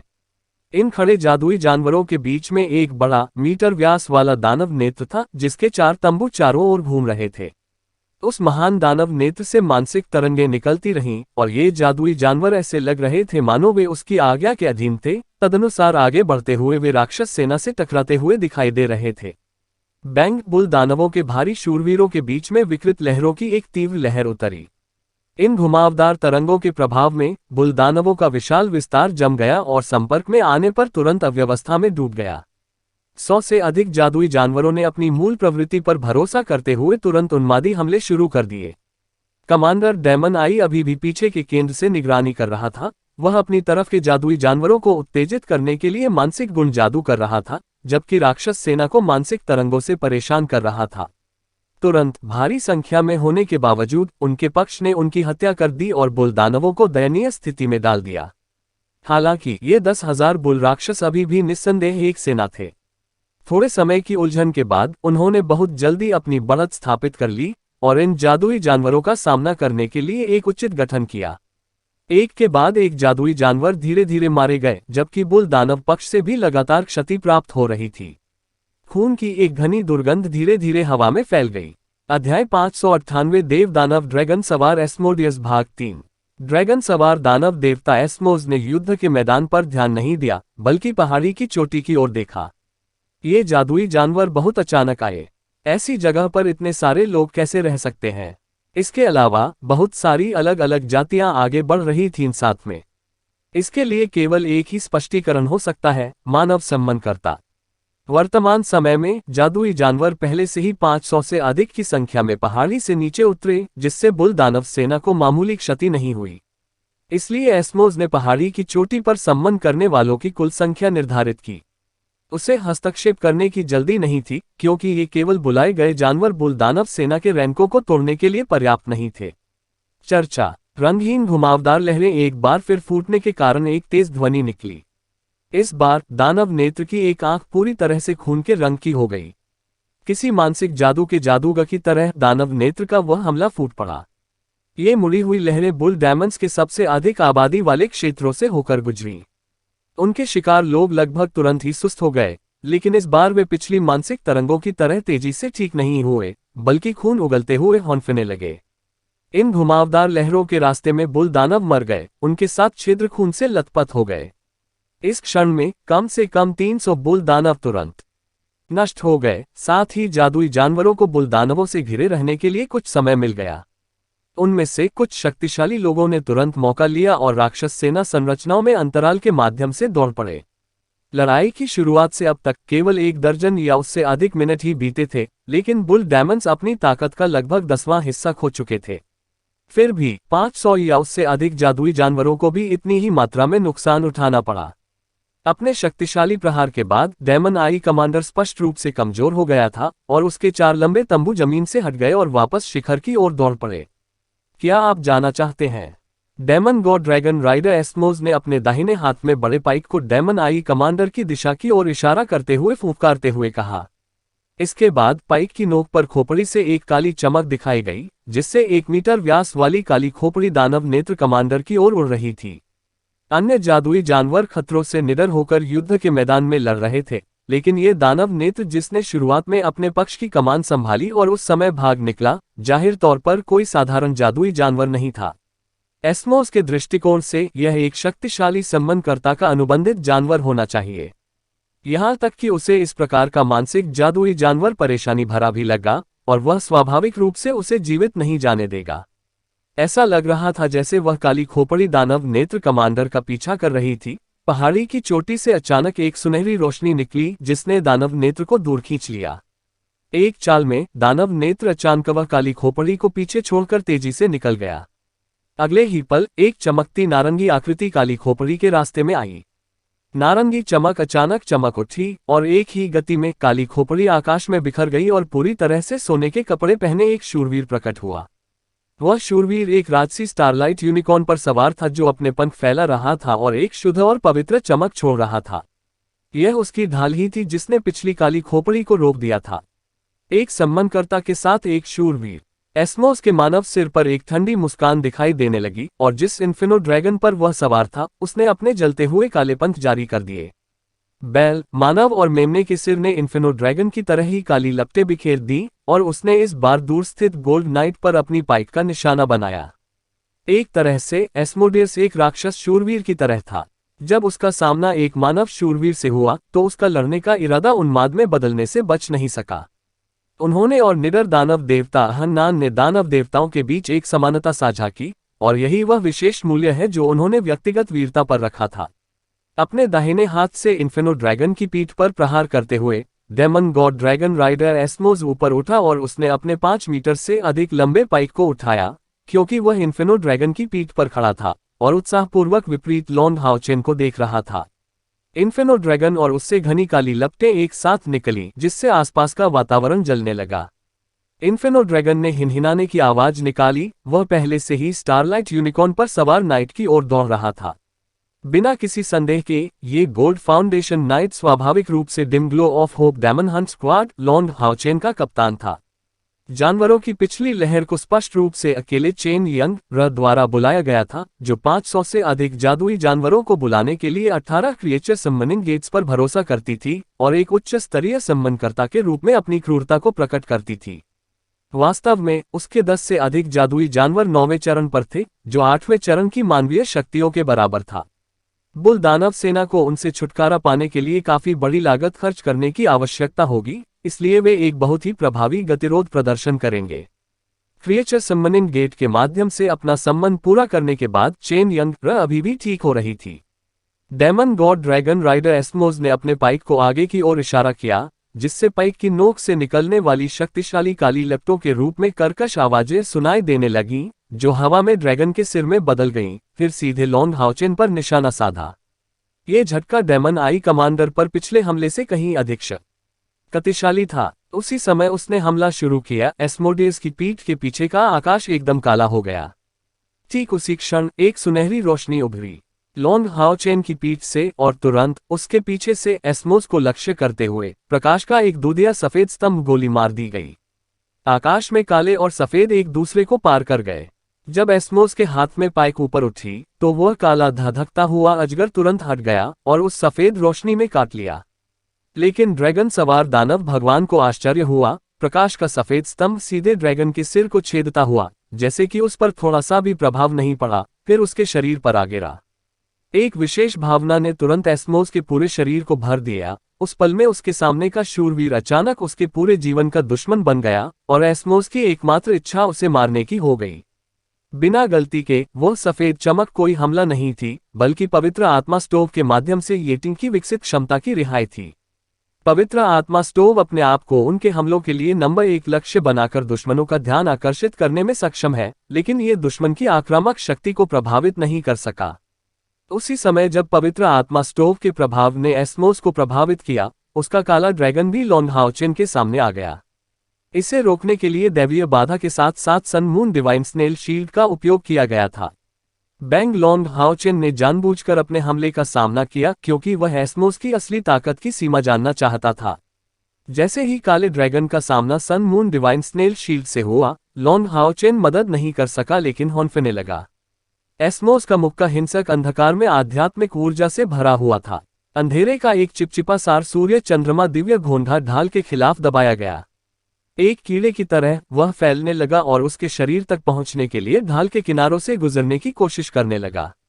इतना ही नहीं, बल्कि भयानक प्रभाव बल ने लॉन्ग हाओचेन पर सीधे बमबारी की, यहां तक कि स्टार किंग को दर्जनों मीटर दूर खदेड़ दिया, इससे पहले कि वह खुद को स्थिर कर पाता।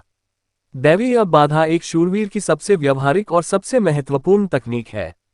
इसके सही प्रयोग से कई गुना अधिक शक्तिशाली शत्रु का प्रतिरोध किया जा सकता है, और पर्याप्त शक्तिशाली ढाल के साथ दैवीय बाधा की शक्ति और भी अधिक बढ़ सकती है।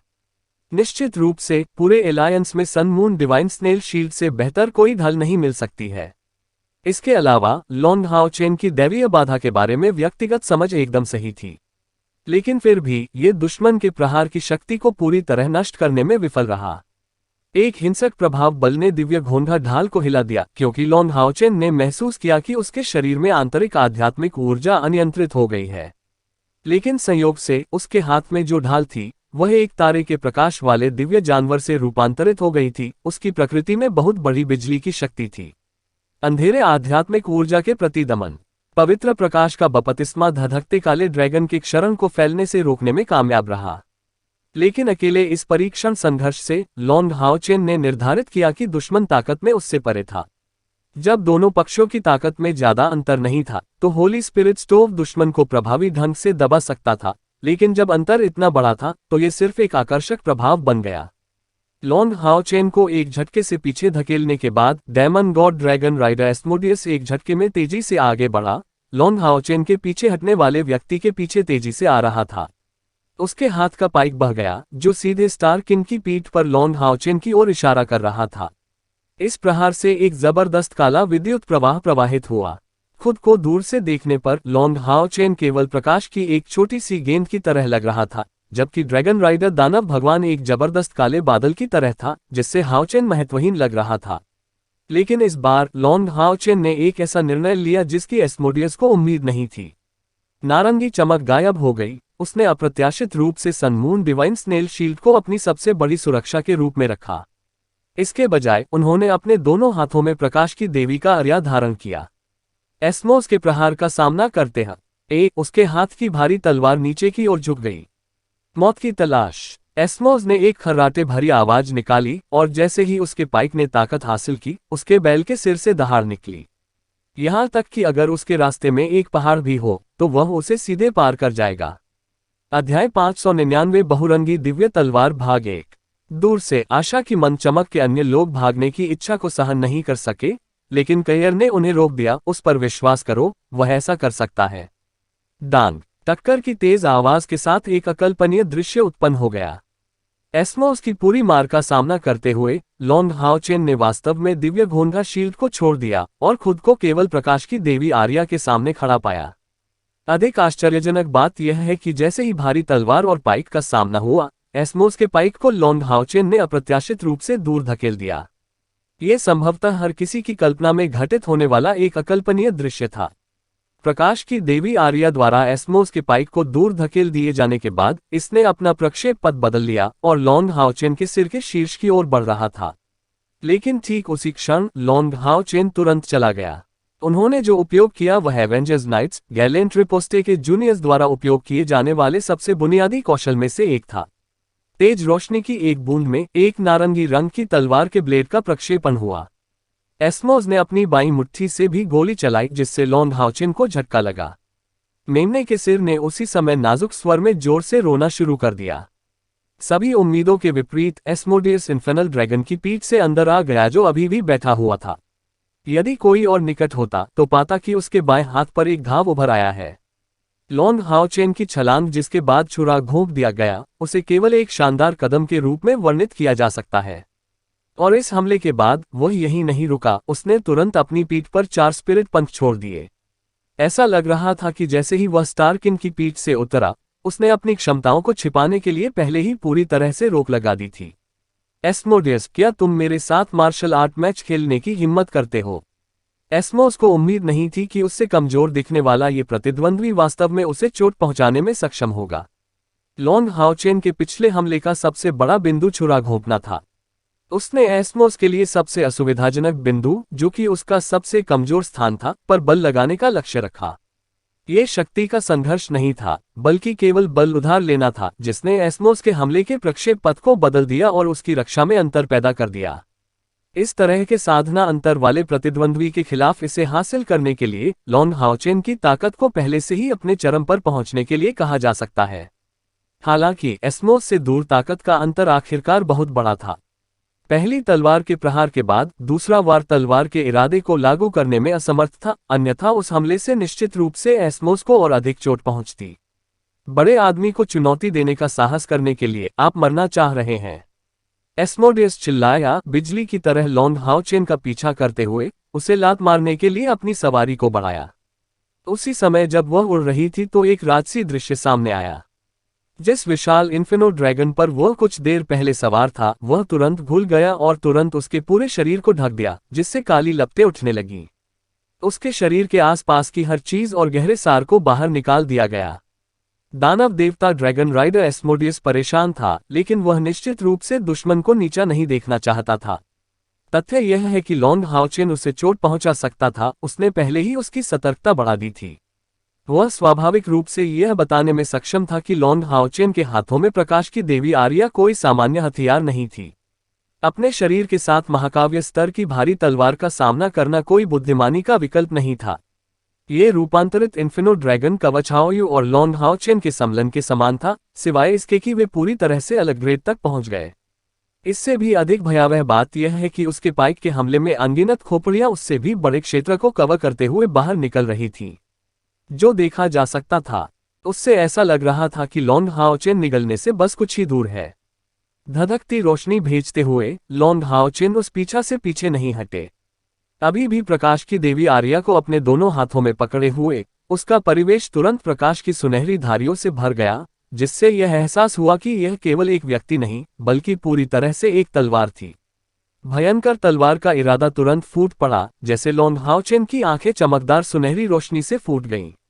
उसका शरीर धीरे धीरे हिल रहा था, ऐसा लग रहा था मानो वह पाइक से बच गया हो। डांग डांग डांग, बार बार टकराने की आवाजों की श्रृंखला स्पष्ट रूप से सुनी जा सकती थी, क्योंकि सुनहरी रोशनी को विशाल काली चमक ने निगल लिया था। टकराव बेहद उन्मत्त लग रहा था, लेकिन काली चमक उसके करीब नहीं पहुंच पा रही थी। प्रकाश की देवी आर्या का प्रयोग छोटे पैमाने पर किया जाता था। इसकी तेज नोक लगातार दिशा बदलती रही, और इसके प्रत्येक प्रहार में ड्रैगन सवार दानव भगवान का ताकत से सामना करने के बजाय दुश्मन की ताकत उधार लेने की विधि का उपयोग किया गया। एस्मोस के हाथ में मौजूद पाइक को लगातार दूर धकेल दिया गया, क्योंकि लॉन्ग हाओचेन के शरीर से निकली सुनहरी लपटों से ये काली खोपड़ियां अप्रत्याशित रूप से साफ हो गईं। एस्मोडेस की आंखें आश्चर्य से भर गईं। उन्हें बिल्कुल भी उम्मीद नहीं थी कि यह चींटी जैसा प्रतिद्वंद्वी ऐसी तकनीक का प्रदर्शन करेगा। अपनी ताकत के बावजूद लॉन्ग हाओचेन का सामना करने से उसे अपनी ताकत जुटाने में कुछ हद तक असमर्थ महसूस हुआ। लॉन्ग हाओचेन की प्रत्येक तलवार के वार ने उसके सबसे कमजोर बिंदु को निशाना बनाया, और स्वाभाविक रूप से लगातार प्रतिबिंबित पाइक अपनी आक्रामक शक्ति का थोड़ा सा भी जुटाने में असमर्थ था। ऐसा एक या दो बार हुआ, इसे संयोग कहा जा सकता है, लेकिन जब विस्तृत क्षेत्र में उसका एक भी हमला लॉन्ग हाओचेन पर नहीं उतर सका, तो इसे संयोग कैसे कहा जा सकता है। यह ऐसा था मानो लॉन्ग हाओचेन के पास एक और आंख हो, जो उसके किसी भी कमजोर बिंदु का तुरंत पता लगाने में सक्षम हो। वास्तव में लॉन्ग हाओचेन के साथियों को भी इस बात की जानकारी नहीं थी कि लॉन्ग हाओचेन के अनुभव का सबसे बड़ा बिंदु हमला नहीं बल्कि बचाव था। यद्यपि उन्होंने एक शूरवीर के रूप में एवेंजर और गार्जियन के तरीकों का अभ्यास किया, लेकिन वह अपने पिता द्वारा पूछे जाने पर किए गए विकल्प को कभी नहीं भूले। इन 2 वर्षों में लॉन्ग हाओचेन ने वास्तव में एवेंजिंग नाइट कौशल में प्रशिक्षण नहीं लिया, इसके बजाय पूरी तरह से गार्जियन नाइट विशेषज्ञता पर ध्यान केंद्रित करने का विकल्प चुना। हालांकि वह अभी तलवार से दुश्मन का सामना कर रहा था, व्यवहार में वह पूरी तरह से अपना बचाव कर रहा था। उस वर्ष जब वह ओडन के गांव में ही था जब लॉन्ग हाओचेन में उसके पिता ने प्रवेश किया, तो उसके पहले पाठ में उसे बेहद भयानक उल्लू चींटियों से निपटना पड़ा। प्रत्येक दिन वह अपनी गुफा में अनगिनत संख्या में चींटियों का सामना करने में बिताता था, केवल अपने हाथ में बांस की तलवार पर भरोसा करने में सक्षम होने के कारण। उल्लू चींटियों के हमलों को रोकने में असमर्थ होने के कारण उसे अतुलनीय दर्द होता था। लॉन्ग हाओचेन ने तब से ही अपनी रक्षात्मक तकनीकों का प्रशिक्षण शुरू कर दिया था। लॉन्ग जिंग्यू के जाने से पहले उसकी कुशलता ने पहले ही कुछ उपलब्धियां हासिल कर ली थीं। आध्यात्मिक ऊर्जा के उपयोग के बिना लॉन्ग जिंग्यू भी लॉन्ग हाओचेन की रक्षा को तोड़ने में असमर्थ था। क्या इस रक्षात्मक तकनीक को क्षमताओं के रूप में वर्गीकृत किया जा सकता है?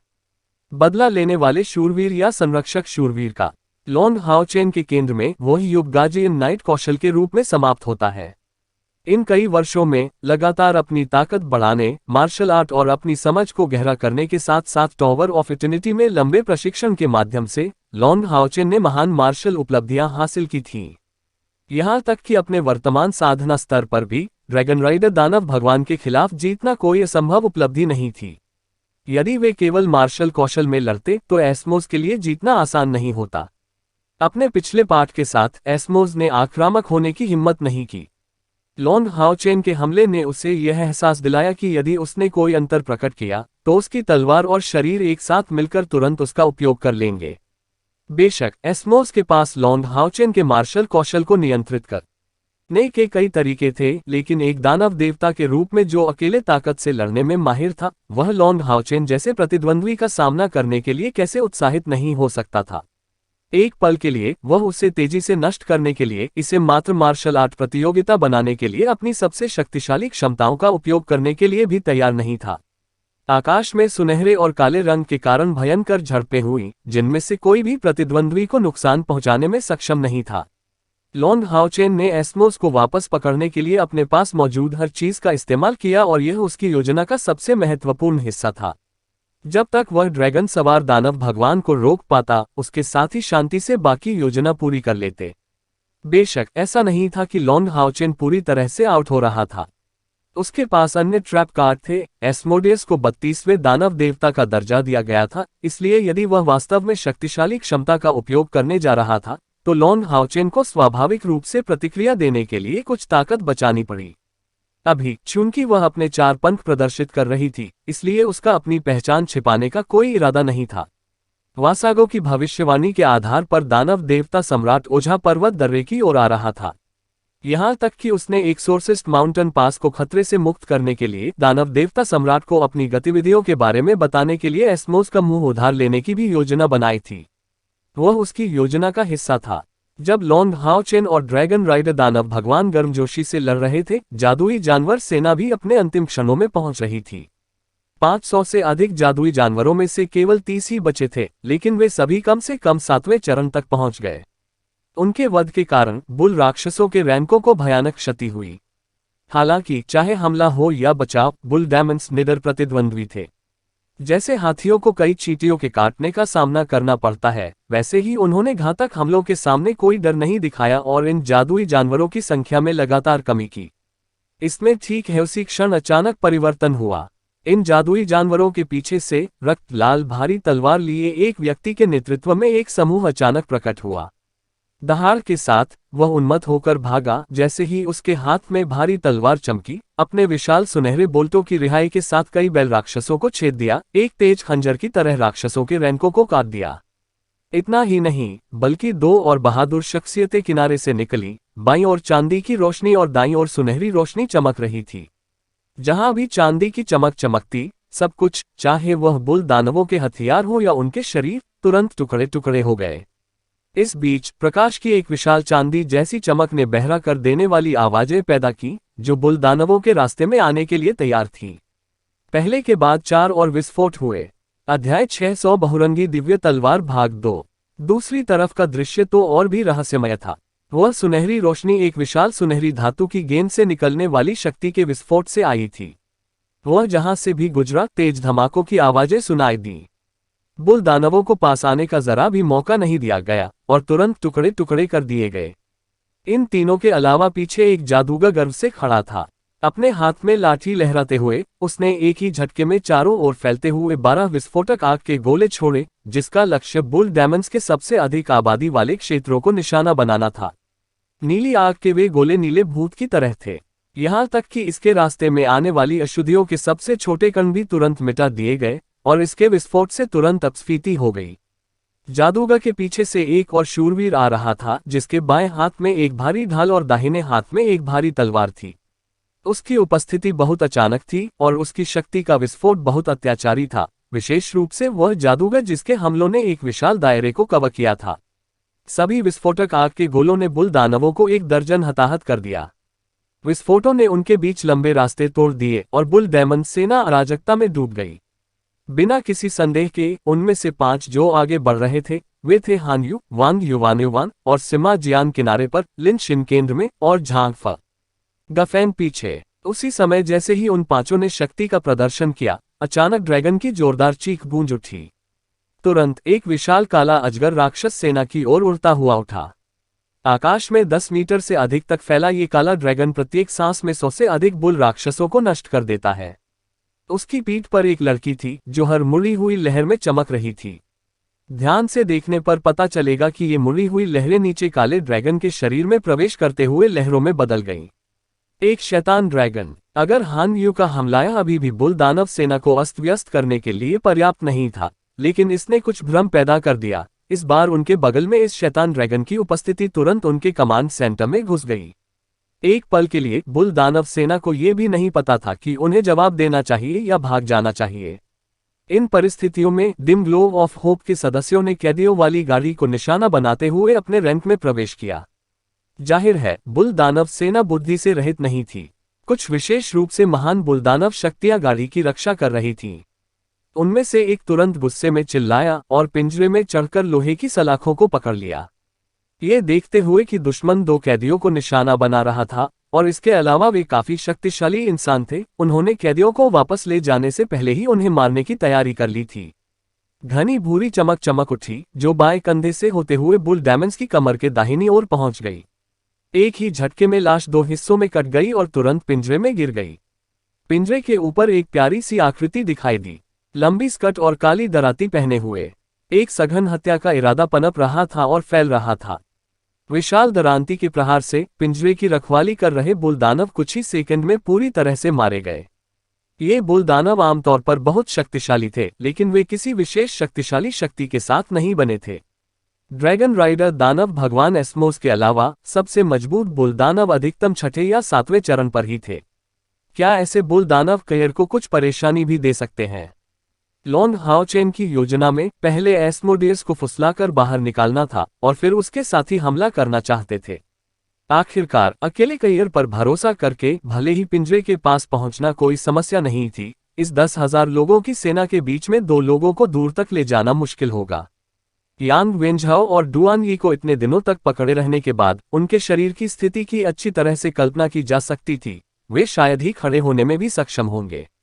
उनकी सर्वोच्च प्राथमिकता स्वाभाविक रूप से दोनों की सुरक्षा सुनिश्चित करना थी।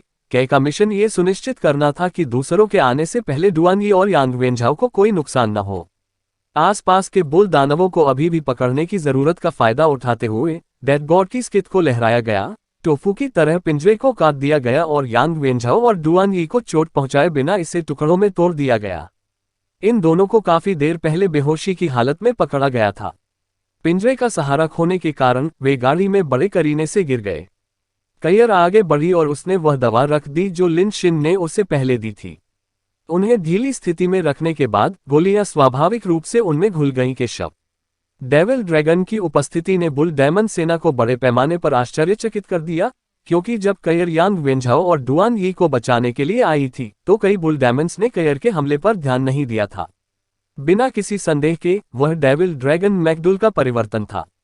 हालांकि चेन यंग र ने अपने टाइम फोल्ड स्पिरिट स्टोव के साथ क्रिएचर समनिंग गेट की पूरी शक्ति का उपयोग किया था, जो कि उसके स्पिरिट होली रॉब के समर्थन से था, इसलिए उसने अभी भी लड़ने की ताकत बरकरार रखी।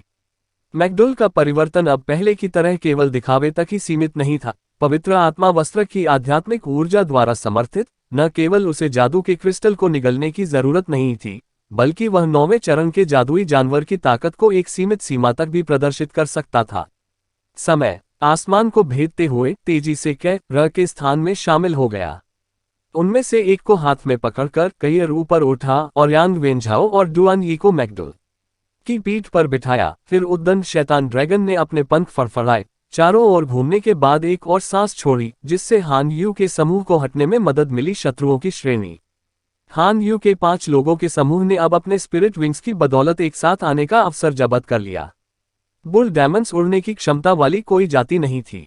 शैतान ड्रैगन के कारण हुए आश्चर्य के अलावा उसके कार्यों का क्रम बहुत हल्का था, जो तेजी से आसमान में इकट्ठा हो रहा था।